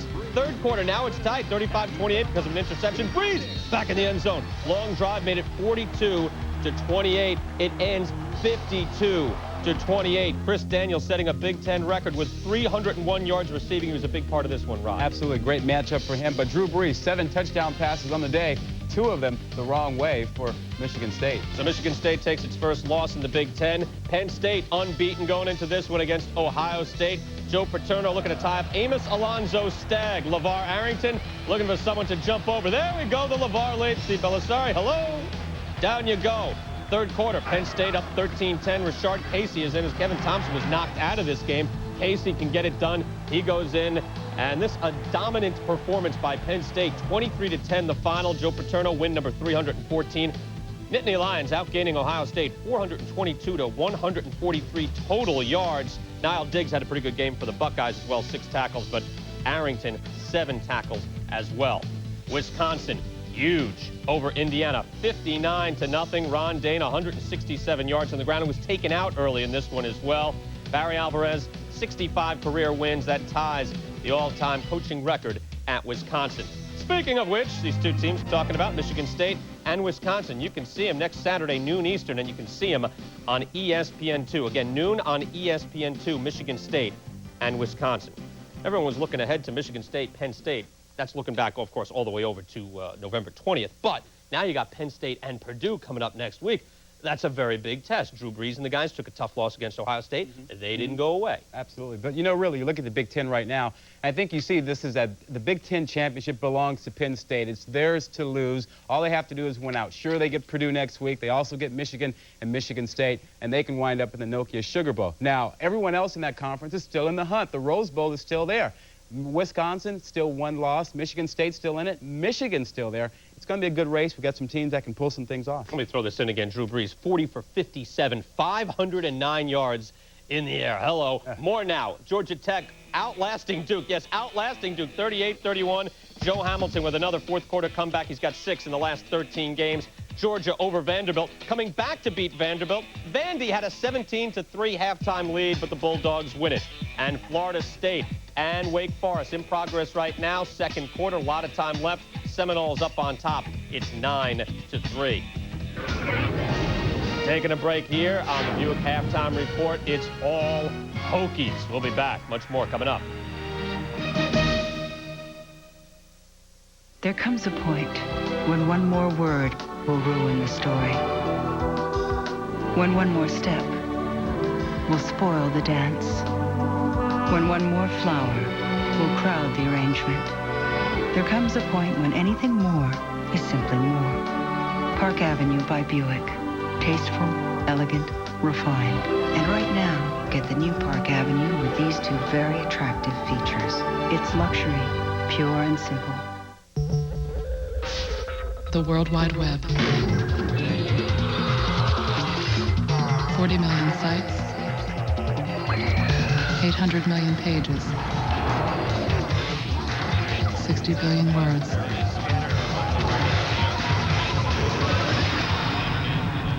And one search engine that prioritizes, categorizes, and organizes it into neat little folders. Northern Light, just what you've been searching for. When does a guarantee start? Depends. How soon can you make it in? Sears Days, the season's guaranteed lowest prices, 12 days only. The best names, the best prices, at the best time. Right now, during Sears Days. It's the way a good steak sandwich tastes like it came from a steakhouse. The A1 Steak and Cheese Sandwich at Subway. Made for you, just the way you want it. Subway, the way a sandwich should be. Back here on the Buick Halftime Report, we know some of you were flipping over watching that baseball game. Yankees and Red Sox, Pedro Martinez versus Roger Clemens. The ultimate showdown turns out to be the ultimate dud. Start things off, bottom of the first. Roger Clemens on the hill. John Valentin ripping this one over the top of the green monster. 2-run home run, 2-0 Bo Sox. And, well, Clemens finally helping the Red Sox in the playoffs. Pedro Martinez, meantime, taking on Ricky Leday. Typical Pedro. Best pitcher in the bigs. He struck him out. Pedro's brother Ramon enjoying it. He'd enjoy it for a long afternoon. Pedro gets Tino Martinez as well. 12 Ks for Pedro Martinez. And look at this score. Ouch. 13-1. 12 straight wins in the playoffs for the Yankees. That streak is now snapped. Pedro again goes 7, and now the Yankees lead this series 2-1. Back to college football, USC and Notre Dame, neither team ranked, but usually an interesting game. This one, incredible. Second quarter, USC up 14-0. Mike Van Raphorst to R.J. Soward. That's a touchdown, 21-0 USC. Fourth quarter, Notre Dame fighting back. Jarius Jackson running in, fumbles the football just before the end zone, but the Irish, can they get this back? Take a look. Luck of the Irish in this one, Rod. Oh, they had everything in this one, but Lindsey Nelson calling for them to get back in the ball game. Back in, Jabari Holloway got this back 25-24, 22 unanswered points for Notre Dame. It's the biggest comeback win since a 35-34 win in 1979, the Cotton Bowl against Houston.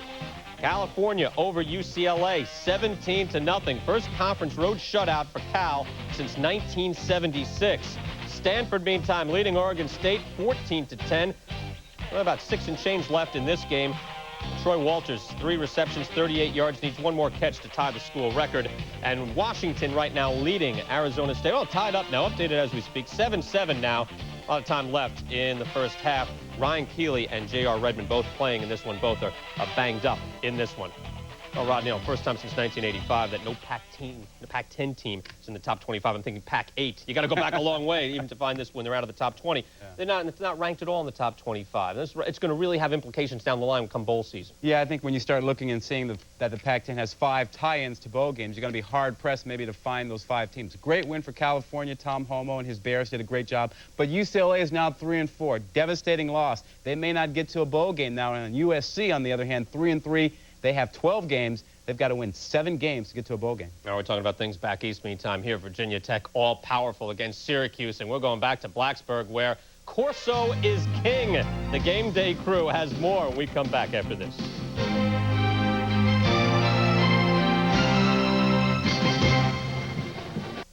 Say you're going to miss your favorite TV show because you have to go out of town.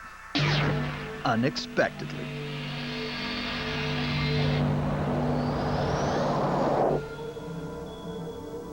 While you're gone, your show can be recorded automatically every time it's on, without tapes or other hassles.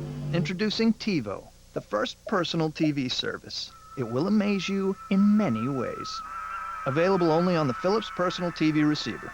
Sting is on the Wolfpack side! All I gotta say is, stick it. That is the real Sting. Oh, I thought I'd never see this. It is decision time. Fletcher presents WCW's Halloween Havoc. Sunday, October 24th, live on Direct Ticket. Order with your remote.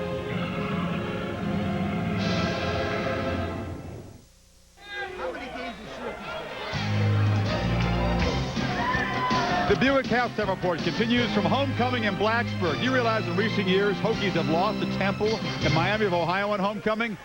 There is no such embarrassment on this evening. Welcome back. The folks behind me here are chanting Sugar Bowl. That's, of course, the site of the national championship game. Hokies making a statement with all the pollsters watching and all those VCS computers wired in, doing what they have to do. If it looks impressive on your TV screen, I promise you, it is positively fierce from field level. You got Jamel Smith, number 46, Michael Hawks, number 43, punishing and destroying people. And guys, Syracuse looks like a team that wants to get on the bus, go back to Roanoke, and get on the charter, and I can't blame them. Well, Chris, you know, Syracuse only loss has been to Michigan. The Michigan. Well, I've seen Arizona, Washington, BYU, Notre Dame, Michigan, Michigan State, Florida, Tennessee, and Georgia Tech. And on a neutral field with Michael Vick at quarterback, I think Virginia Tech could beat any one of those football teams. The only team I've seen in person that would be a battle for Virginia Tech would be Penn State. If Penn State and Virginia Tech played, it would be a classic battle of coaching and talent and everything else. You're fired up, baby. That's right. You know what? You forgot 2 teams, Florida State and Nebraska, who we haven't seen. We haven't seen. Well, Thank you very much. I said I'd see. I know. Thank you very so much. Let's not forget those teams. All right. And I can promise you, college football is not as easy as Michael Vick makes it look. This kid is unbelievable. We saw him a few weeks ago. He keeps getting better and better. Outstanding quickness, quick release. But his poise, that's the thing that I think separates him at this point. For a guy that's only played 12 quarters coming into tonight's game, unbelievable how flawless he's been and how he's executed the offense. And the defense allowed Syracuse 1 first down, 34 total yards. Gotta do better. We talked about Penn State. You know, Ohio State's John Cooper sounds like a genius. He was right. His Buckeyes were no match for Penn State. That score was misleading. It was thorough domination. When they don't coach and play conservatively, they are a dominant team, especially on defense. They are very, very tough. You know, Penn State struggled this year. People forget they blocked the field goal to beat Pitt. They had a last-second touchdown to beat Miami. But when they tee it up for a big game, they run, they throw, they kick, they coach. Penn State is a very, very fine football team. I know you're proud of Eric McCoo, but this game was all about the Penn State defense. Ohio State only had 143 yards. Total offense. Penn State's defense was phenomenal. LeVar Arrington, Courtney Brown, all those guys. And let's talk real quick about the Heisman. Sean Alexander, welcome to the race, my friend. We'll see you, hopefully, next week in Tuscaloosa. That'll be a big game as Tennessee comes calling. Alexander dominates. Breeze back in that race, too, despite those interceptions. Absolutely. Purdue big victory. The second half is coming up. They're celebrating. They don't care. This is a mismatch at the break. 31-0 Hokies over the Orangemen. Do rich people deserve more space than the rest of us? Was technology meant to improve their lives alone? Do the stars shine for their eyes only? Introducing the special edition Century 2000. With so many unexpected amenities for an unexpected price, it's the first limited edition that isn't limited to the rich. The new Century 2000 by Buick, a luxury car for everyone. It's like we've always been there for you. We were there when you found your first love, and when your first love found you. We helped you get settled into your first real place, then into your wife's idea of a real place. And now that you have a reason, make that reasons to get some life insurance. There's no one better to ask than the State Farm agent you've always trusted to care for your car, your home, and you. State Farm is there for you because State Farm is there for life. For generations, Syracuse University has offered those seeking a higher education the opportunity to share in a rich variety of educational and professional experiences. This timeless vision of learning, commitment, and success has been shared by Syracuse students past and present. Emphasis on the core values of quality, caring, diversity, innovation, and service makes Syracuse a leading student-centered research university. Back here on the Buick halftime report, some other scores to report. Texas A&M over Kansas, 34-17. Kansas led this one 10-3 with 2 minutes to go in the first half. Meantime, K-State big over Utah State, 40-0. And yes, Mount Union has done it, 44-20 over Otterbein. 48 consecutive wins.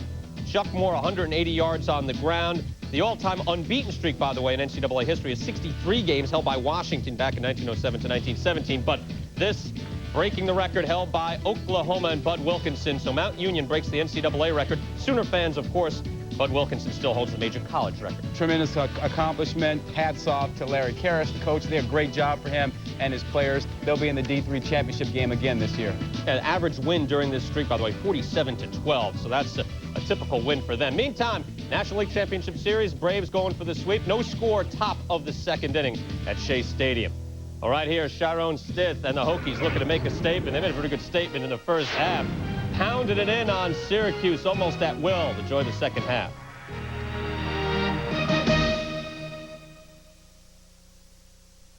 This month, all-star couples are looking for love in the City of Angels. Sean Connery, Jenna Rollins. And you didn't want to sleep with her. Oh, good God, yes. Gillian Anderson, Jon Stewart. You can come to my apartment, meet my better half. Madeline Stowe, Anthony Edwards. It'll have to be quick. I can do quick. Ryan Felipe, Angelina Jolie. How about a movie? I don't date. Gee, I don't have a witty comeback for that one. Find out if these matches are made in heaven. Playing by Heart, our pick of the week on DirecTV.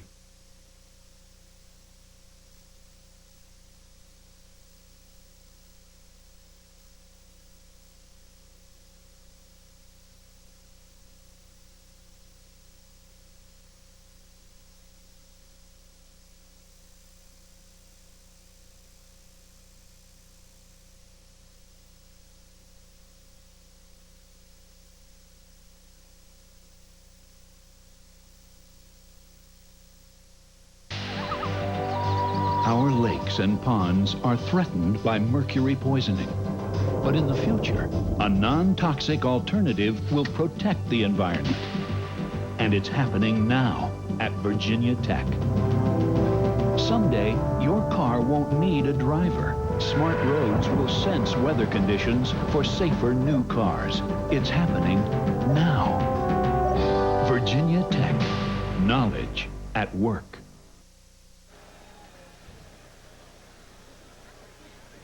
(31-0) their scores. We head to the third quarter. It has been all Hokies. And Michael Vick in the first half, 7 of 13, 122 yards. We talked off the top of the telecast how a redshirt freshman has been so poised, and he really showed so many great things in that first half, Mike. He hurts you so many different ways. His ball handling is good. His running ability, he can throw the deep ball. He's accurate. He just does everything. Scrambles here against the Syracuse defense, picks up some valuable yardage. Then a little flip of the wrist for a good pass completion. Then he hits the touchdown pass to Hall in the back of the end zone. Then he runs an option. Bullock thinks he has him, doesn't. Shows you his stepping away from the defender ability. He's been impressive, and he does it so easy. 7 of 13, as I said, 122 yards and the 1 touchdown. And there are the first half numbers, and it's pretty ugly for Syracuse. 1 first down. 26 rushing yards. You can't do that against Virginia Tech's defense, or any defense for that matter, because they gang up on you. And 2 turnovers on top of that.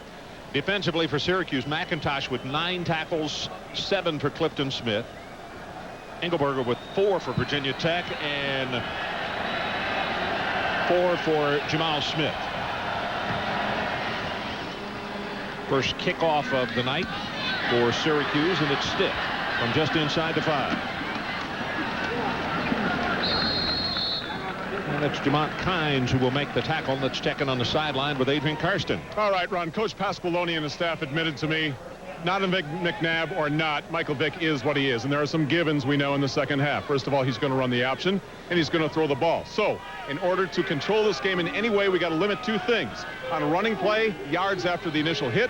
On a pass play, yards after the initial catch. A lot of that falls on the shoulders of Keith Bullock, their defensive captain, playing hampered with a bruised left knee. Ron, they better get some offense. All the defense they need some offense. Big head of steam, has 5, has 10, and he is off and running. Stith caught from behind and tackled at the 21-yard line by Will Allen.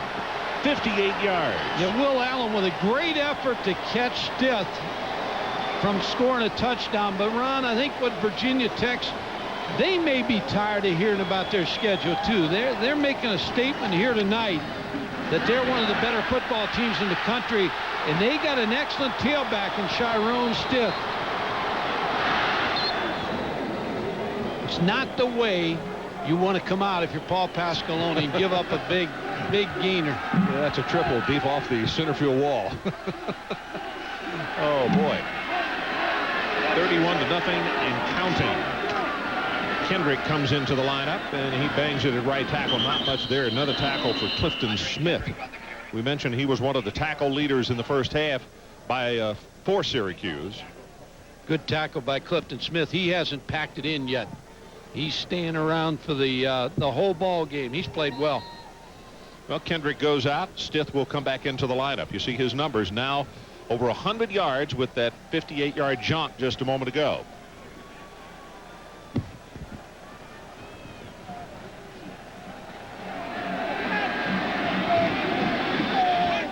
Vick from the shotgun.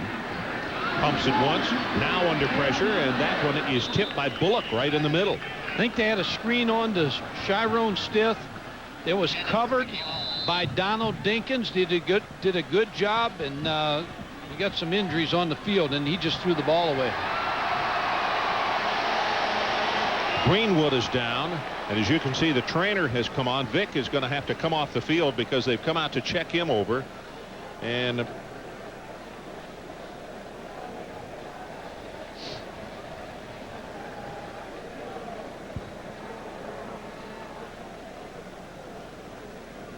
here was the screen set up here to Stith.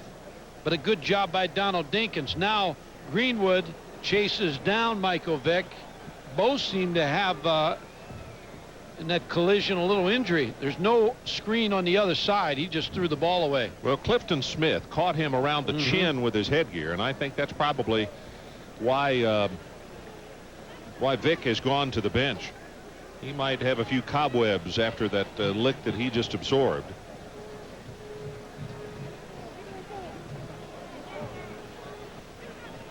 I think what Virginia Tech's coaches are asking is that Vick was not hurt, and he shouldn't have to come off the field. But the official's not going to agree with that. They're going to make Dave Meyer come in for one play. Well, what's happening also over on the sideline, Damasi, who is the new center, and we've documented it several times tonight, he is a new center. Dave Meyer comes in at quarterback. He has not played a great deal, although he had to play when the injury occurred to Vick early on in the season. So, new center, new quarterback, and they had several snaps right there in front of the bench to make sure that they don't lose an exchange early. You're looking at might be the player of the game here, Steve Damasi. He's done very well. He needs to get back in the huddle here, but he's had a good first half. Third team walk-on. Ready for play. Starting at center tonight. It's got to be a give to Stith here, Ron. Or Ferguson, just to whoever's back. Get Michael Vick back in the ball game. 3rd down and 9. And the pitch goes back to Stith, and he is collared. I'll tell you what, Clifton Smith, if he has not garnered some attention tonight, he certainly should have. He is playing with a reckless abandon. And as Mike said, where some other folks might have their head down a little bit, trailing 31-0, this kid's motor is still going full speed. Is.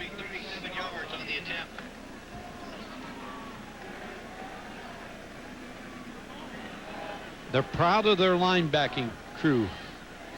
So the field goal attempt by Graham, it'll be a 37-yard attempt from the near hash mark. Good pass, plenty of distance on this one, and he's got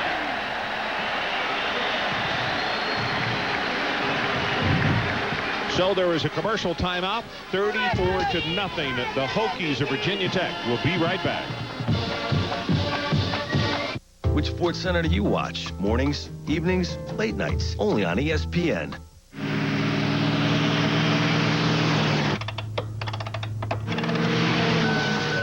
With technology unavailable in any other SUV, just how smooth is the ride of the new Land Rover?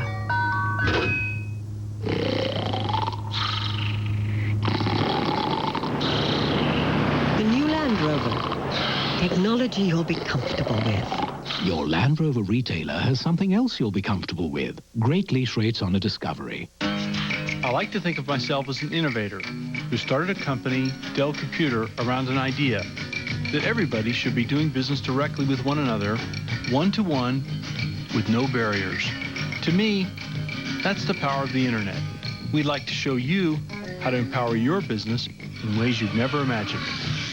I'm Michael Dell, and it's our reason for being. Be direct. Dell. Dell servers use Intel Pentium 3 processors.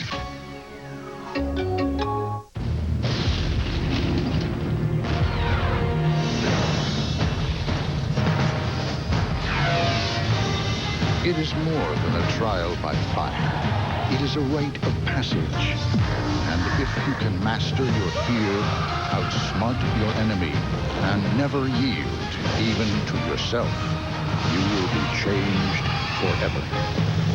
The few, the proud, the Marines.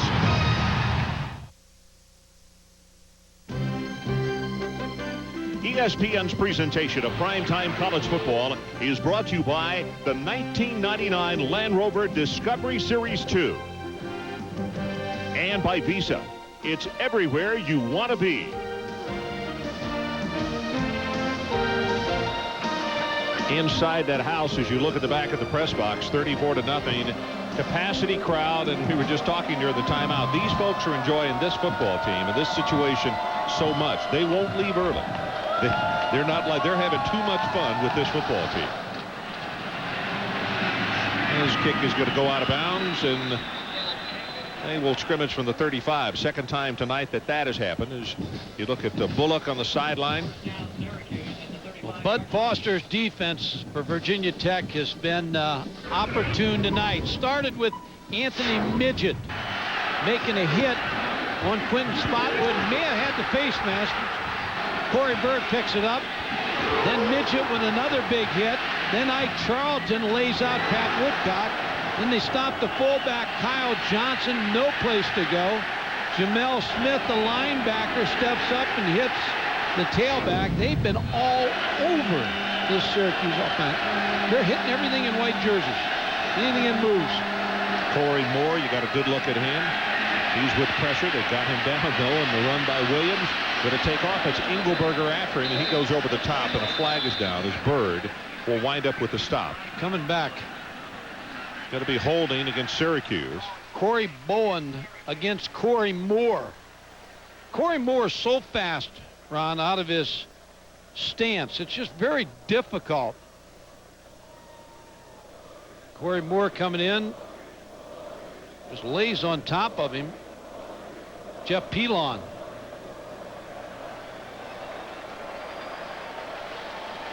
I don't know if that was the holding or not. As you can see, Moore shaken up on the play, grabbing just below his knee. He explodes, Ron. He's like a track guy coming out of his stance. You have to wonder about him, Mike. Is he a strong safety in the pro? Is he big enough to play a rush in? Because, what, 212 pounds? Bowling Green had a guy a long time ago named Joe Green. He was a middle guard, and he played strong safety for the Giants. Well, I said 212. I'm wrong. About 222 is what he was.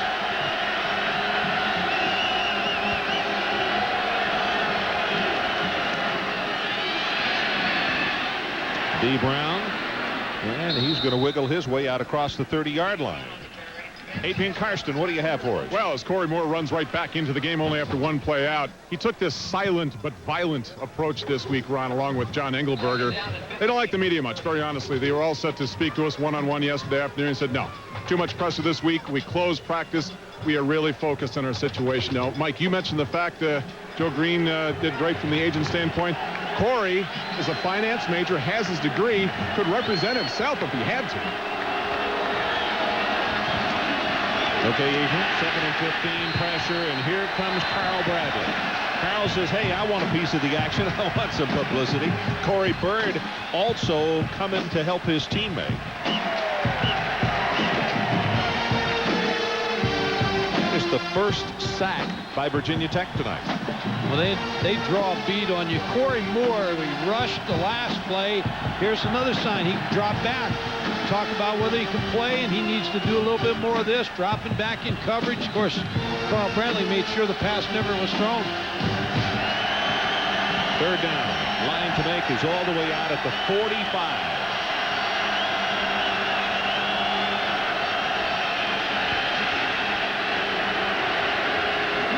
Williams, and he just throws this one away. He did have Woodcock in the vicinity, so there's no marker for grounding, and it'll be a situation for Schaefer to punt. Ron, here's one of the negative points of playing two quarterbacks. The positive point is they keep raising the bar. Negative point is when you play a defense like the wide tackle 6, you split time in practice too. You don't get enough looks at the defense.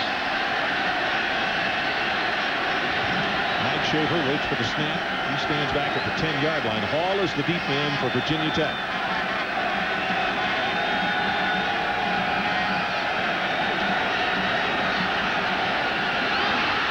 Drafted, and he is going to be tackled. At the 10-yard line, they're still scrambling for it, and it was Larry Austin. Ron, they were jumpy from the start. Syracuse. Anthony Midget kept pointing and moving and trying to get somebody to jump. Larry Austin got in there very rapidly, talking to Mike Schaefer over on the sideline, trying to pressure the center. They're trying to shoot that gap. Good snap. He just took his eye. He didn't handle it. Just took his eye off of it. Well, you know what? Those rushes wear on a punter because they keep pressuring you. So it is 1st and goal Michael Vick goes under center, and the ball at the 9-yard line, and bouncing off is Hawkins, and Cullen Hawkins will be tackled by Bullock. Maybe a half-yard loss of the play. Also, Dinkins came up to make contact. Tell you who made that play? Eric Downing. They didn't get any movement on number 90. He stood him up, and Jarrett Ferguson ran in right to his blocker because Eric Downing was right there.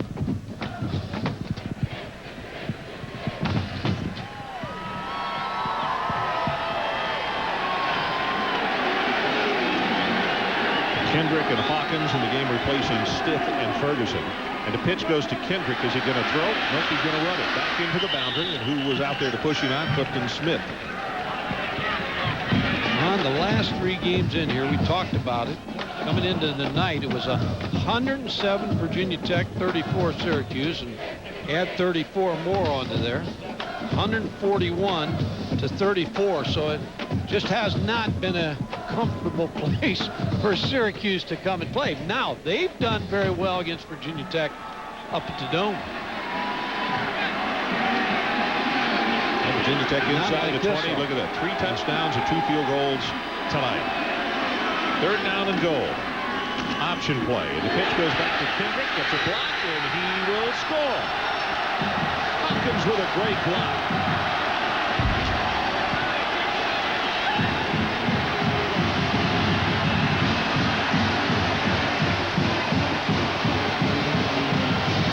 Six for 6 in the red zone. Cullen Hawkins, you're right. He made the big block on Ian McIntosh, number 2.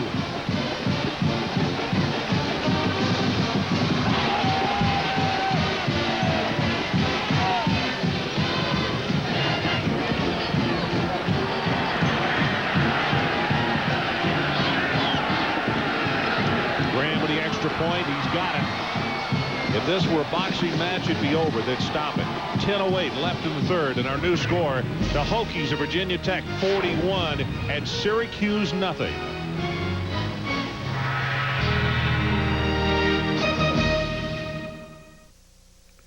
Grandma, I quit my job. What? Done. What about that rent you promised, Mark? Internet. Yeah? The idea is giant, and I can work out of the house. This house? Yeah. Oh, I need a few things. Data ports, meeting rooms, 24-hour business services, and catering. What does this look like, a Holiday Inn? Find out why more business travelers choose us over anyone else. Today's Holiday Inn. It's the way a good steak sandwich tastes like it came from a steakhouse. The A1 Steak and Cheese Sandwich at Subway. Made for you, just the way you want it. Subway, the way a sandwich should be. At BASF, we don't make the water scooter, we make it lighter. We don't make a lot of the products you buy, we make a lot of the products you buy better. BASF.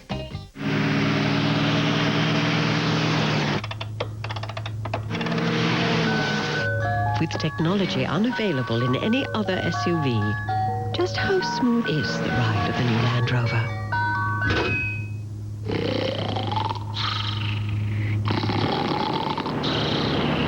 The new Land Rover.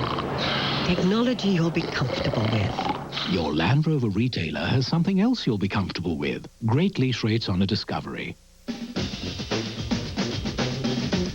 Keep your eye on Ohio State's Michael Riley. A long one in the dome. Ohio State, Minnesota at noon next Saturday on ESPN. 41-0. Just over 10 minutes left to play. Not in the ball game, but in the 3rd quarter.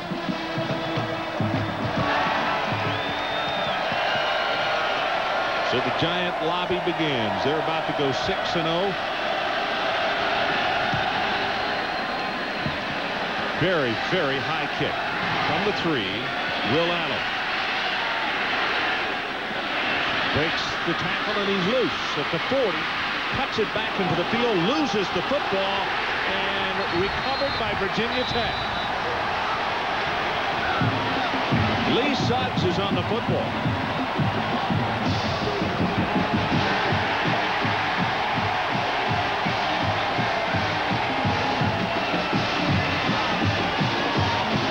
Well, turnover turnovers.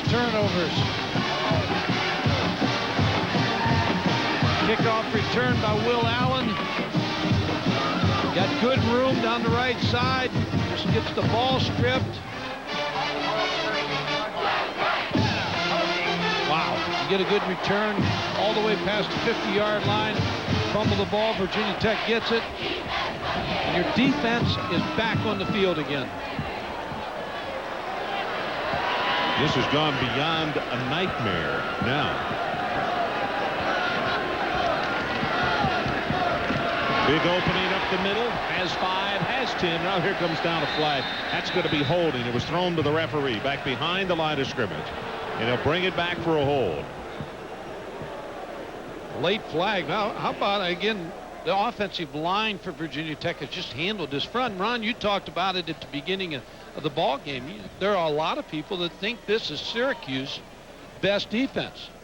And they're being put in a paper shredder tonight.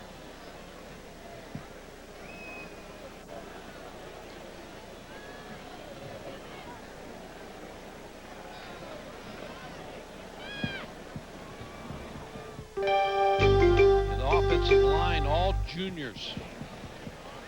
Very young offensive football team. Defensively, they have 7 senior starters for Virginia Tech. Actually, the only one, Mike, who is a senior is not playing. It's Keith Short, who normally is the starter. They think he's a pro player at the center spot. He's hurt, missing this ball game.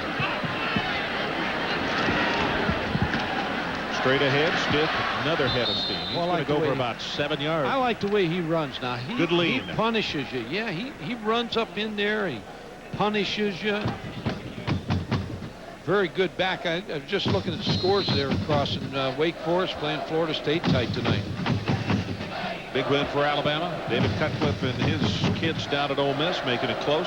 How about the comeback by Georgia? They were down 17-0. That was a big game for Jim Donnan and his staff because you knew they were going to be flat from that game against Tennessee. Yeah. And they were hurt.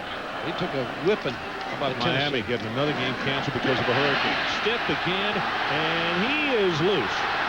Boy, how many times have we said that tonight? McIntosh leads his team in tackles tonight, and it's because of situations like that. 24 yards. I'd be knocking on Frank Beamer's door if I was Steve DeMasi. I'd get that knock right in and say, Coach, how'd you like those blocking up front there now? I'm only 1 of 5, but I'm a walk-on. Third team guy stepped up tonight, and they're running the football, not missing a beat. Look at how he runs it. Stays low to the ground, tough runner.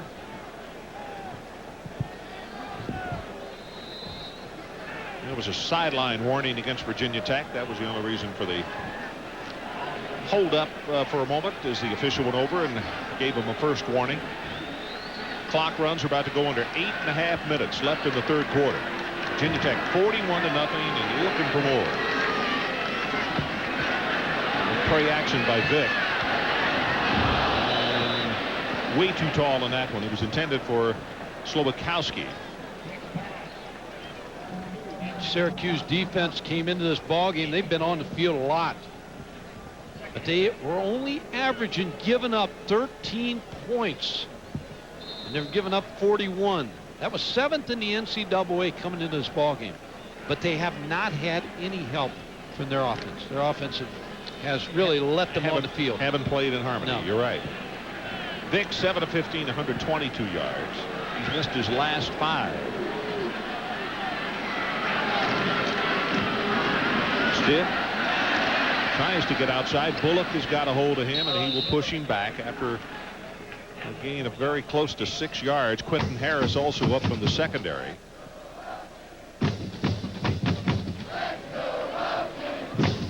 This is the first place, Ron, that GameDay has gone where Lee Corso was welcome. He picked Virginia Tech at the beginning of the year to play in the championship. He's hiding underneath that awning. And Corso we trust. It's the only time I've ever seen that. Stith spinning off a tackler at the 40 or at the 38-yard line, and Quentin Harris again. He's not going to have the first down. It's going to be a 4th down situation. on the near sideline. Coach Beamer with the decision to make. Now they might as well go for it here. No, they're going to kick. They'll play the percentages and try to pin Syracuse down unless they fake this.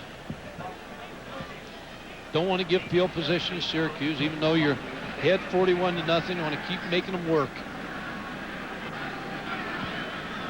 Jimmy Kibble. Take a delay here, Ron.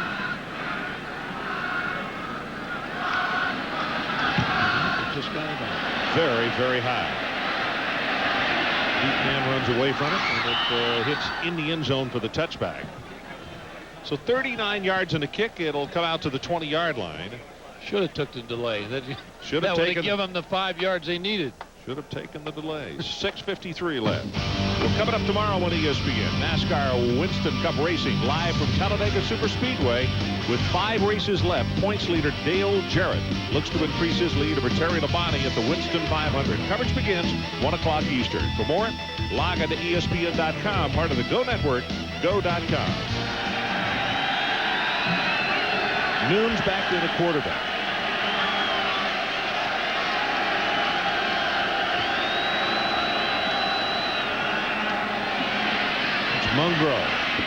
Mungro with a gain of very close to 10 yards in the play at left tackle behind Banowitz and O'Donnell. Bud Foster, the defensive coordinator, played the outside linebacker position at Murray State.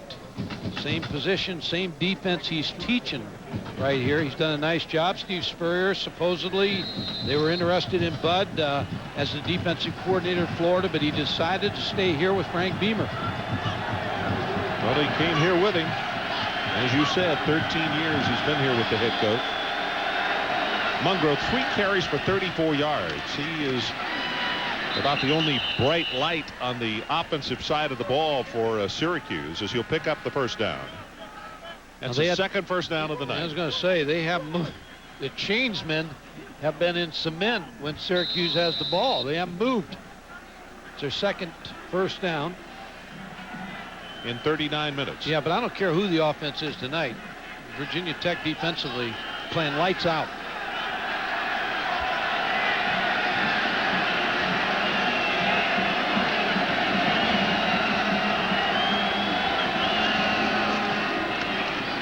Mungro this time hit behind the line of scrimmage, and it's Chad Beasley. Now everybody's getting into the parade. Brian Kenny, let's check with you again. All right, Ron, let's check in on the Big East, Boston College and Pittsburgh. Pittsburgh up on top 16-13, less than 2 minutes to go, and Tim Hasselback for BC up top. Derek DeWalt's got that. 20-16 Boston College. It's now a final, Ron. Wow. So Boston College at 5-1 now. Temple their only loss. Hasselback was hurt in the ball game last week. Actually came out of the locker room with his arm in a sling. Didn't look like it on that play. Noon's back to throw. Looking, still looking, and he's looked too long as he's going to take it back the other direction. The coaches are saying take it on up the field, and he took it as far as he could, and Pugh was there to usher him out of bounds. Long way to, and now a flag comes down. Long way to run for 2 yards. 2 quarterback system for Syracuse tonight. Either one of them, both been ineffective. Personal foul against Syracuse. There's the statistics, Ron. When you look at the 3 completions they've had tonight, throwing the football for 8 yards. Not a highlight tape that you want to show. Passing the football. Under duress the entire game.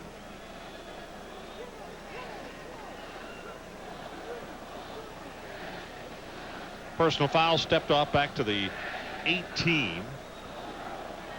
Ron, you mentioned about Nunes being from Butler, Pennsylvania against Pittsburgh. He had 3 touchdown passes. That had to be a great homecoming for Troy Nunes. And Jerry Punch interviewed his father in that ball game.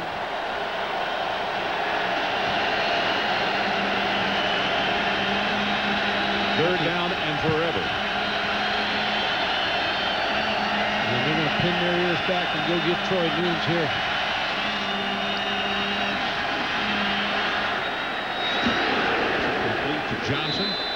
pays for it at the 20. Michael Hawks, the first man. I'm impressed with the linebackers tonight of Virginia Tech. Of course, they've got a complement of everything, but their linebackers are fast. Looks like you have plays, and they close it with their closing speed. The only thing they haven't done tonight is block a punt. Now, they got Mike Schaefer on a bad snap, or a snap that he couldn't handle.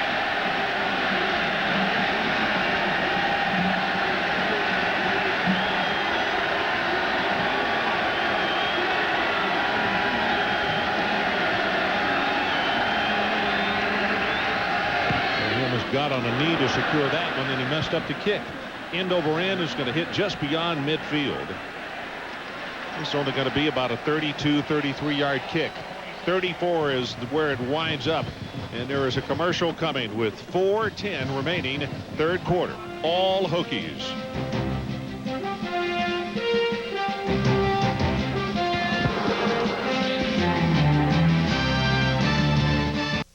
He was shown no respect. Now he displays no restraint. Stone Cold Steve Austin simply has no mercy.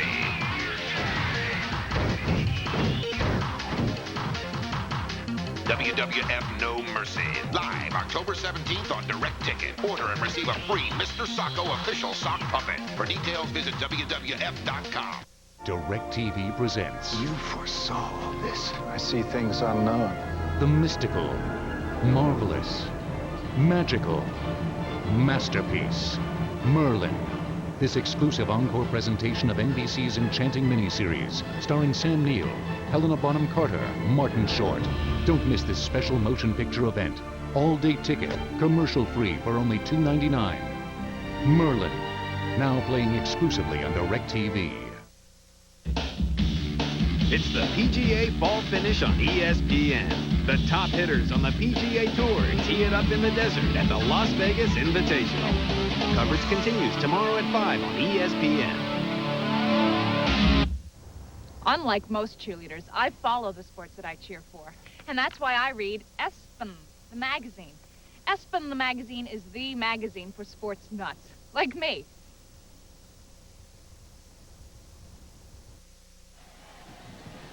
Well, we're back, and you see the numbers, 41-0 with 4:10 left in the third quarter.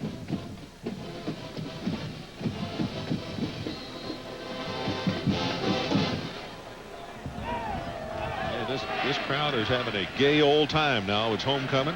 Everybody's come back here to see the Hokies play. They have been out here all day long and making noise and cheering. And tonight during this game, Frank Beamer's ball club has given them a lot to cheer about. Straight ahead, Kendrick, and he will take it across midfield to the 48. Clifton Smith has just made his 11th tackle of the ball game. Ron, you know what they remind me of, Virginia Tech? Like a basketball team like UCLA, they used to press you all the time in fast break, Kentucky, or Las Vegas when Tark was there. That the style of the game was to press you and run and make you play 4 quarters with speed all the time, and that's what they do in football. Virginia Tech, they press you on offense with Vick, they press you on defense, and they press you on special teams, and they're pressing the mascot. Well, it was a straw he was putting on the orange.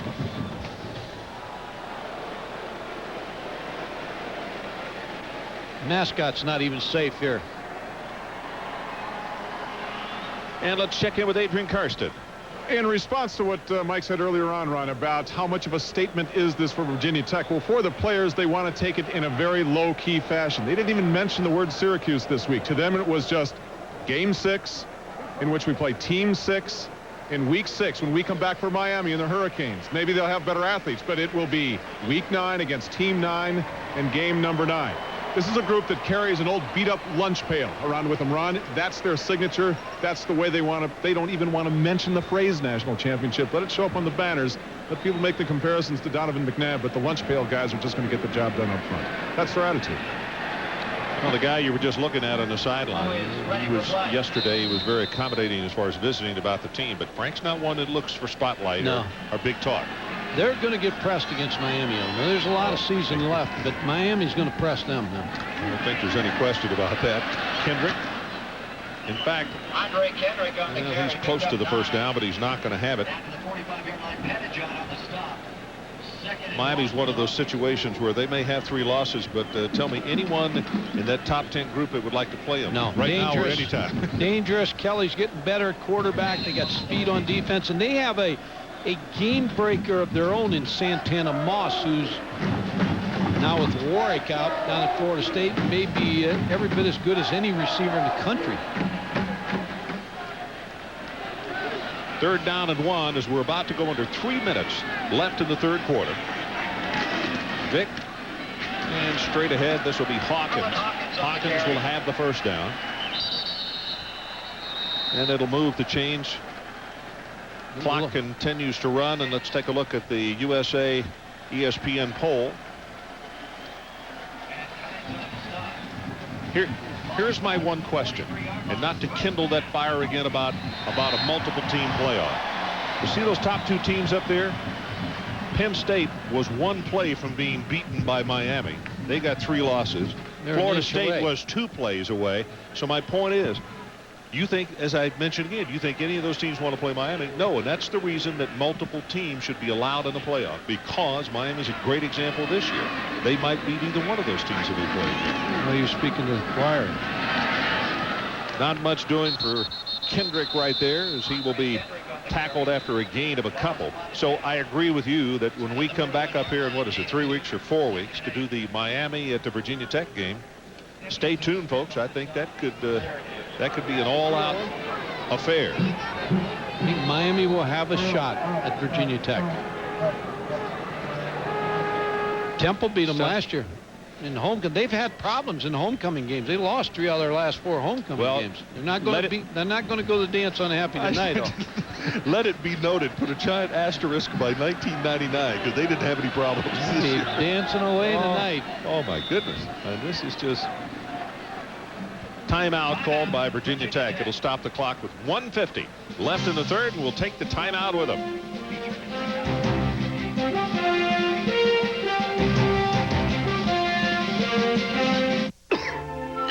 Oh, that's awful cold. Poor baby. He'll be up all night. Coughing. Sneezing. No way he'll be up with the chickens. No cold hands in the morning.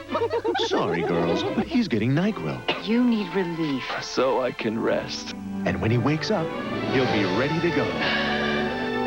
Good morning, ladies. NyQuil, the nighttime sniffling, sneezing, coughing, aching, stuffy head fever, so you can rest and have a good morning medicine. Ooh. It starts with Texas Instruments programmable DSP. It's the power for the smartest cell phones and internet access to the latest digital sound.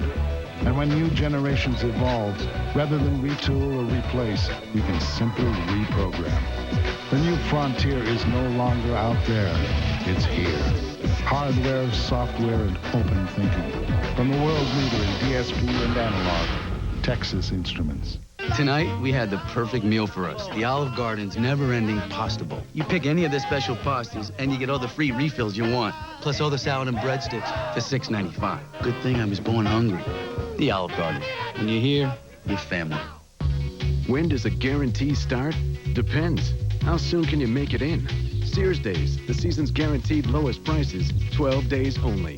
The best names, the best prices, at the best time. Right now, during Sears Days. A reminder to everyone out there, Florida and Auburn coming up next. Doug Johnson will start. Sore shoulder, did not throw all week. That game, as soon as this one is over, you won't miss a bit of the action. These people haven't missed any of the action. In fact, they're creating their own in the stands here at Blacksburg, Virginia. Their team driving again, and they already lead it 41-0. Play action by Vick. Got incomplete at the 28, and that's Emmett Johnson. Good for 13. Ron, they've run this play successfully all night. The little counter action. Michael Vick comes to the left side, which he feels comfortable coming out this way. throwing to his left. Emmett Johnson's coming all the way from the flanker position. You see him come into your screen, wide open. Willie Ford trying to stay up with him, but a long way to run. I'd say another score, and Michael Vick will hit the pines. And we'll see Dave Meyer the rest of the way. I was going to ask you how much longer they'll go with him in this ball. I think this is it. Well, they're going to run a little reverse right here. Andre Davis gets a nice block, and he'll score.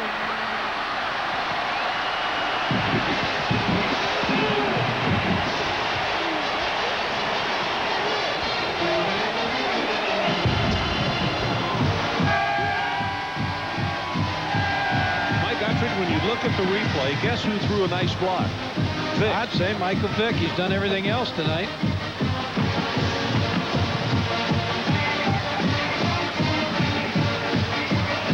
Shaking their heads on the other sideline. They've just been blasted.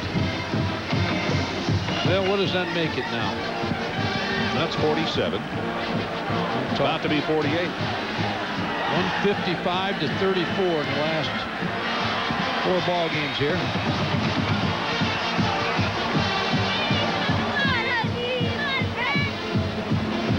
Andre Davis, speedster. Michael Vick with a block. Another nice block. Lair.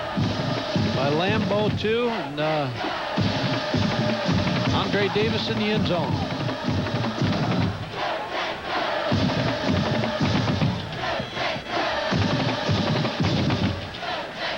He's a big play wide receiver. Ran touchdown on the reverse.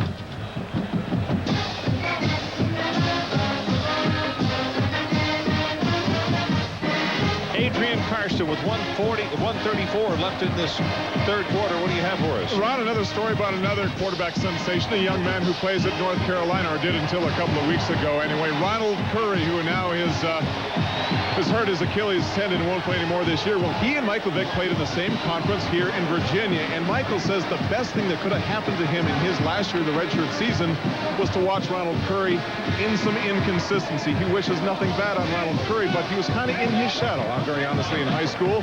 He didn't think he was ready to play last year, and as Ron, as you said earlier in the game, for him to travel with the team, watch the films, listen to the coaches, listen to Al Clark, his predecessor, and to watch Ronald Curry make some mistakes, he learned from those mistakes and says that's why he is one of the reasons he's playing so well this season. I don't think there's any question about that, Adrian. And probably another point that can be made is this kick is going to be returned by Will Allen, 2 yards deep. And he is tripped up. He'll get to the 16-yard line. And let's check with Brian Kenny. All right, Ron, go to the Mountain West. 4-1 BYU taking on New Mexico. Kevin Federick 5 yards away. Easy pickings for him. Brissa Alamua with the touchdown grab there. BYU up 21-0. Ron? Okay, 21-0. I'll complete the point that I was making. And one of the differences in the situation, and I'm not blind, I'm not taking a shot at anybody's staff, but Michael Vick has played under a much more structured situation. Ad-lib has not been the name of his game, where Ronald Curry was allowed to have athletic ability do a lot for him. I think that's made a difference, Mike. Well, I don't know if I agree with you, because a lot of times it depends who you got playing around you too. A lot of things for North Carolina, they were hit heavy by graduation, and Davenport played quarterback, and then Curry came in and played a little bit, and then all of a sudden they lost a lot of the players, and then so he's done a lot on his own. This guy now, Michael Vick, all of a sudden, Ron, you put him in a quarterback and you give him Stith, you give him a very good offensive line, you give him Andre Davis, a wide receiver that can run by everybody, Ricky Hall. So he's got a pretty good supporting cast in a defense that's giving him good field position. Second down, Utah pass or shuttle pass, whichever you want to call it. This is D. Brown. D into the secondary at the 35, and a good tackle. 18 yards on the play is Larry Austin. Submarined him and took him down. Cactus Jack Curtis was the one that started the shovel pass up the West Coast. What'd you say, shovel pass? Or Utah pass. Utah pass, yeah. He was the coach of Utah. And Cactus Jack. Yeah, the Utah pass has gotten a couple of quarterbacks hurt this year. In fact, the Auburn quarterback, whether he Ben Laird, he got hurt on that very play. Quick out pass, and it was gathered in by Woodcock. Well, you can just see the frustration on this, on the faces of the Syracuse players. There's just nothing going right. That'll be the last play of this third quarter. They have now stopped it. As you see Meyer on the sideline, loosening up, and Dave, the junior from Ramsey, New Jersey, will get an opportunity to play the fourth quarter. Yeah, I would say Michael Vick, we've seen the last of him.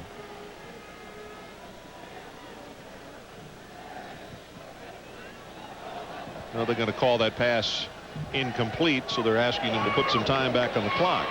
We'll put some batteries in that microphone.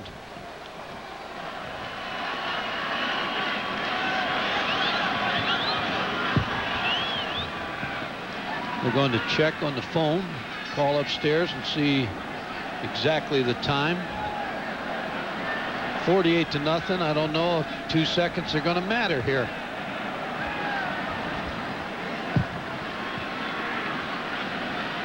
I've been involved in some games. I wish they'd let the clock go. I started to say, Paul probably wouldn't argue with you.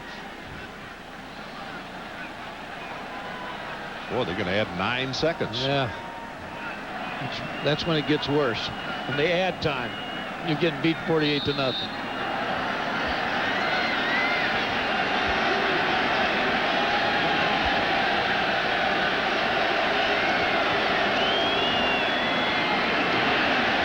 Tackle made on Brown, and that's Pugh. And that should be the final play of the third quarter. 3 seconds, 2, 1, and the four fingers go up over their head. Let's take a timeout as we head to the final 15 minutes. It is the Hokies of Virginia Tech 48 and Syracuse nothing.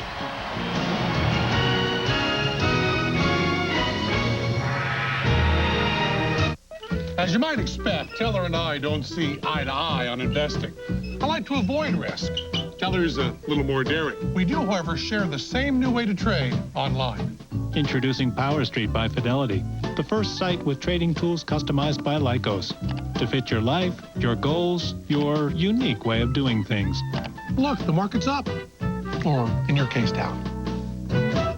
PowerStreet Online Trading. Call or visit Fidelity.com to open an account.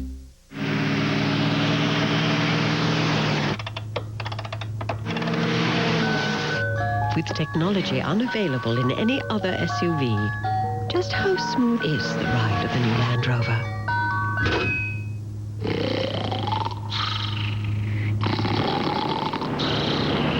The new Land Rover. Technology you'll be comfortable with. Your Land Rover retailer has something else you'll be comfortable with. Great lease rates on a Discovery. Looking for something different from the same old, same old? Your search is over. Because we've got 2 incredible toaster sandwiches right here at Sonic. Our new buffalo chicken covered with tangy buffalo wing sauce, or our bacon cheeseburger smothered with hickory sauce, bacon, and smoked cheddar on big Texas toast. Both made fresh just for you. For one-of-a-kind flavor like this, you know where to come. Sonic America's driving. For an extra kick, try our cheddar peppers this month for only 99 cents. So, sir, I think that I could be a real asset to your company.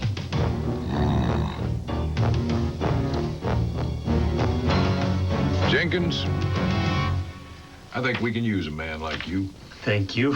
Oh, thank you. For about the price of an ordinary hotel, Residence Inn offers you a living room, too, just in case you need one. Residence Inn by Marriott. Room to relax, room to work, room to breathe. I'm Buzz, and I'm Shirley Mozzolini. And that's Shirley. We're people. We switched the autos to State Farm because I was tired of punching numbers. We dial a 1-800 number, hit an asterisk, hit a pound sign, and never did know who we were talking to. They don't have to hit a pound sign to talk to me. When I need to call my agent at State Farm, he knows who I am, and I know who he is. Buzz. I can talk to Gary like a friend. I even insure their golf cart. Like a good neighbor, State Farm is there.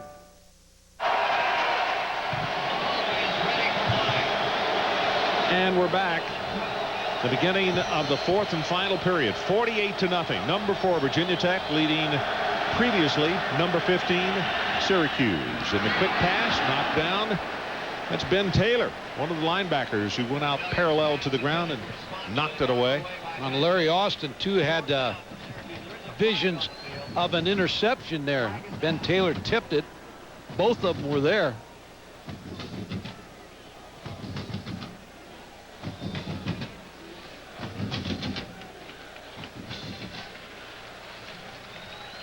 Now I have an illegal receiver downfield. It is declined, and that means Schaefer is on to punt. Reminding you, coming up next for the SEC, it's the 6th-ranked Florida Gators taking on the Auburn Tigers. And in fact, we'll get you down there for the opening kickoff, which should happen at about 11 minutes after 9 o'clock.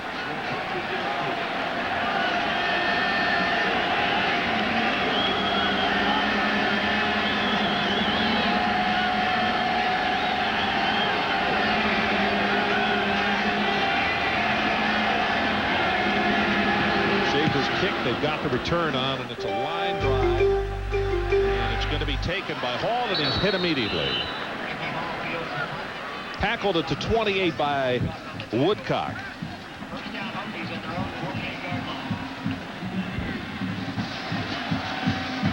Florida State still struggling with Wake Forest. Well, how about McCoo today? He's been looking for consistency with the running game, and all of a sudden, poof, there he is. Duke played hard, pushed Georgia Tech. They have improved as the year's gone on, haven't they? Lee Suggs is in at running back, number 22. And he gets the handoff, and Lee gets a rude greeting to the ball game as he is slammed down behind the line of scrimmage. That's Bullock, the middle linebacker. Yeah, Keith Bullock playing hard. He wants to make everybody pay now. Been on the field a long time tonight. Number 33 steps inside to tackle. Now Winsing. Backup tackle. Yeah.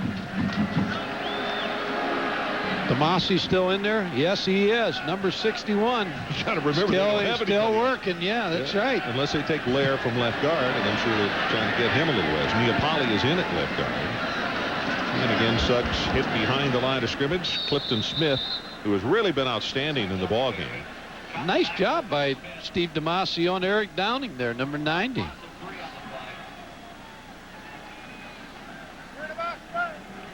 How about your first game? Your walk-on, your first game against the Syracuse Orangemen, and everybody's worried about the center position, and you're the guy.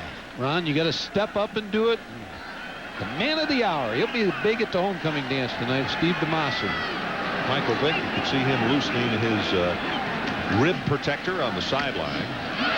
Suggs breaks it open, has 5, has 10, and close to the first down, but not quite enough. We're going to say 3 yards shy. Will Allen tripped him up. Of course, at the length of this game, homecoming dance will be a short dance.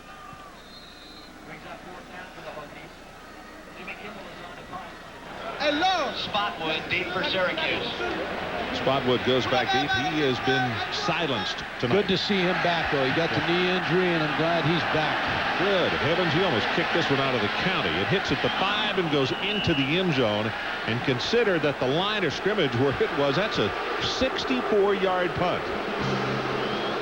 Break in the action will take it with them. 48-0 Hokies. NFL Tonight, Tuesday through Saturday on ESPN2. This is our art. We sculpt in metal, paint in G-forces, compose in millimeters.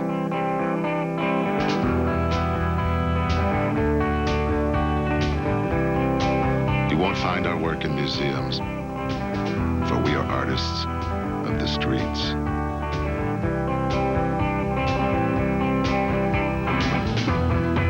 Our art places form in harmony with function, invigorates heart and mind, moves body and soul. Cars are our passion. Engineering is our art. Acura.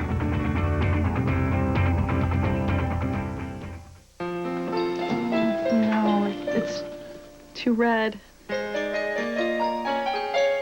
Too dark.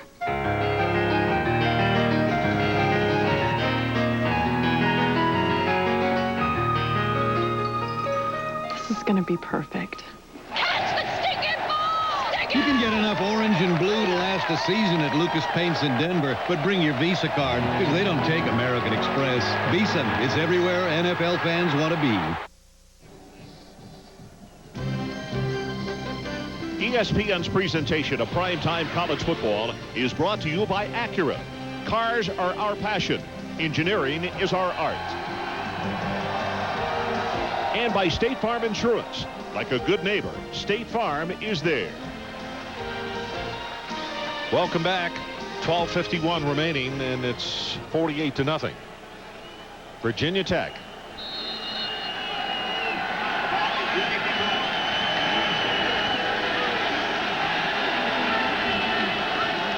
Noon's back in a quarterback. They run the option of the pitch back to Mungro, and he turns it very well as he is up around the 40-yard line. And Mungro definitely has been the only spark plug, bright light for Syracuse offensively, as Hunt is out there to make the tackle. Well, the BCS computer rankings, I know in a couple of weeks we start getting into this, and here are the different computer rankings and how they stand. I find it interesting that the New York Times These and two the guys, Anderson Hester, are 10 and 11. Billingsley at 8. So you have to wonder with what they might have seen tonight. How about Massey? He's going back to his room now. He's a Virginia Tech fan. He's going to load up some more information. Well, actually, what he's doing, he's working on his doctorate, and I think he had another test coming up, so he went back to study. Big opening for Mungro, and he breaks it not only for the first down. That's a gain of about 14 yards. Steve Hunt again. Don't forget, coming up, and we'll bring you, or we'll have you there for the kickoff, Florida and Auburn, and that is coming up next. And as I mentioned, at about 11 past the hours when they're kicking, we'll have you there so that you don't miss a play. This one here pretty well in hand at 48-0 and about to go to 12 minutes to play. Look at the numbers on Mungro. 7 carries, 68 yards.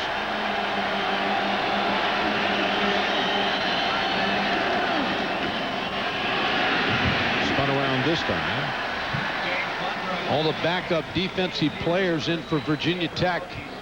Bud Foster gets a chance to build some depth, bringing in his backups against this Syracuse offense. And if you had told Bud this was going to happen, those backups would get some playing time against Syracuse, he probably would have laughed at you. No, I thought talking to them before the game, they felt confident, but they knew it was going to be a tough football game. They expected a tough game out of Syracuse. 2nd and 10. Mungro again on the option, and he'll be knocked into the sideline by Larry Austin. And before we leave you, our Visa players of the game from Syracuse. What an outstanding job by the freshman linebacker Clifton Smith. We have him for 11 tackles, 7 of those solo. And from Virginia Tech, Stith, 140 yards rushing and 2 touchdowns. And our congratulations to those 2 young men for being our Visa players of the game tonight. Here's Stith. His longest run of the night, 58 yards, and that was right at the beginning of the 3rd quarter, and really sent a message that Virginia Tech was going to say, this one's not over. We're going to keep pouring the coal to the fire. 3rd down and 2, movement everywhere, and the ball is knocked loose. O'Donnell, I think, came out of his stance, number 67. That's the kind of night it's been for Syracuse. Usually a team that doesn't make a lot of mistakes.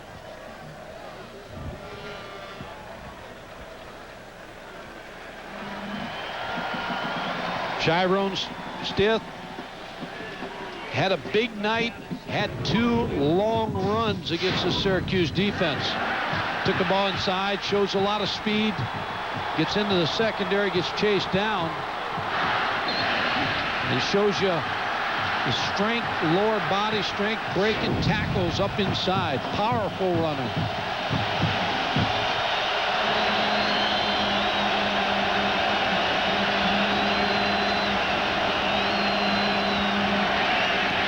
Ball is tipped. It's alive. Incomplete. Tipped by Beasley. Closest man to it was Jake Housewright, who is a reserve middle linebacker. Chad Beasley with his hands up at the defensive line position, so the getting ball, a little piece of that football. Ball goes over. Couldn't convert on. Well, I beg your pardon. Now 4th down. One down ahead of myself here. 8 punts tonight for Syracuse. This is the 9th.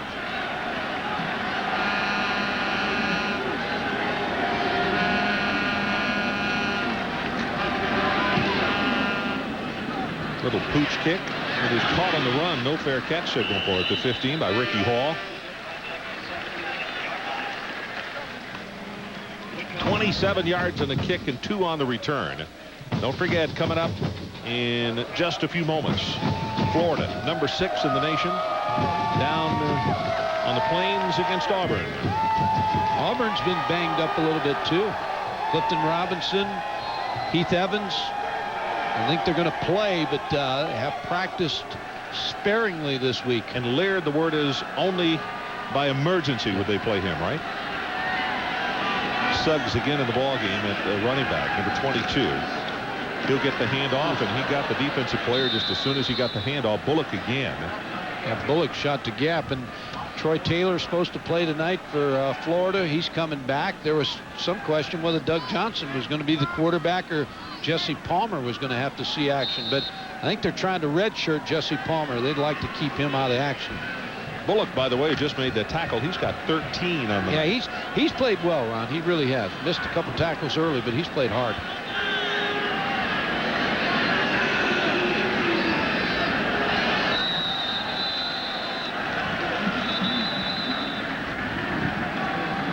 When Meyer took the snap, the flag came down, trying to catch Syracuse offside.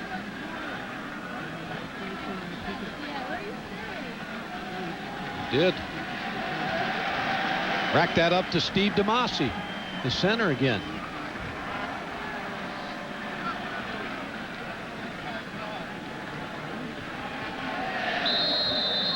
And there the clock goes back in.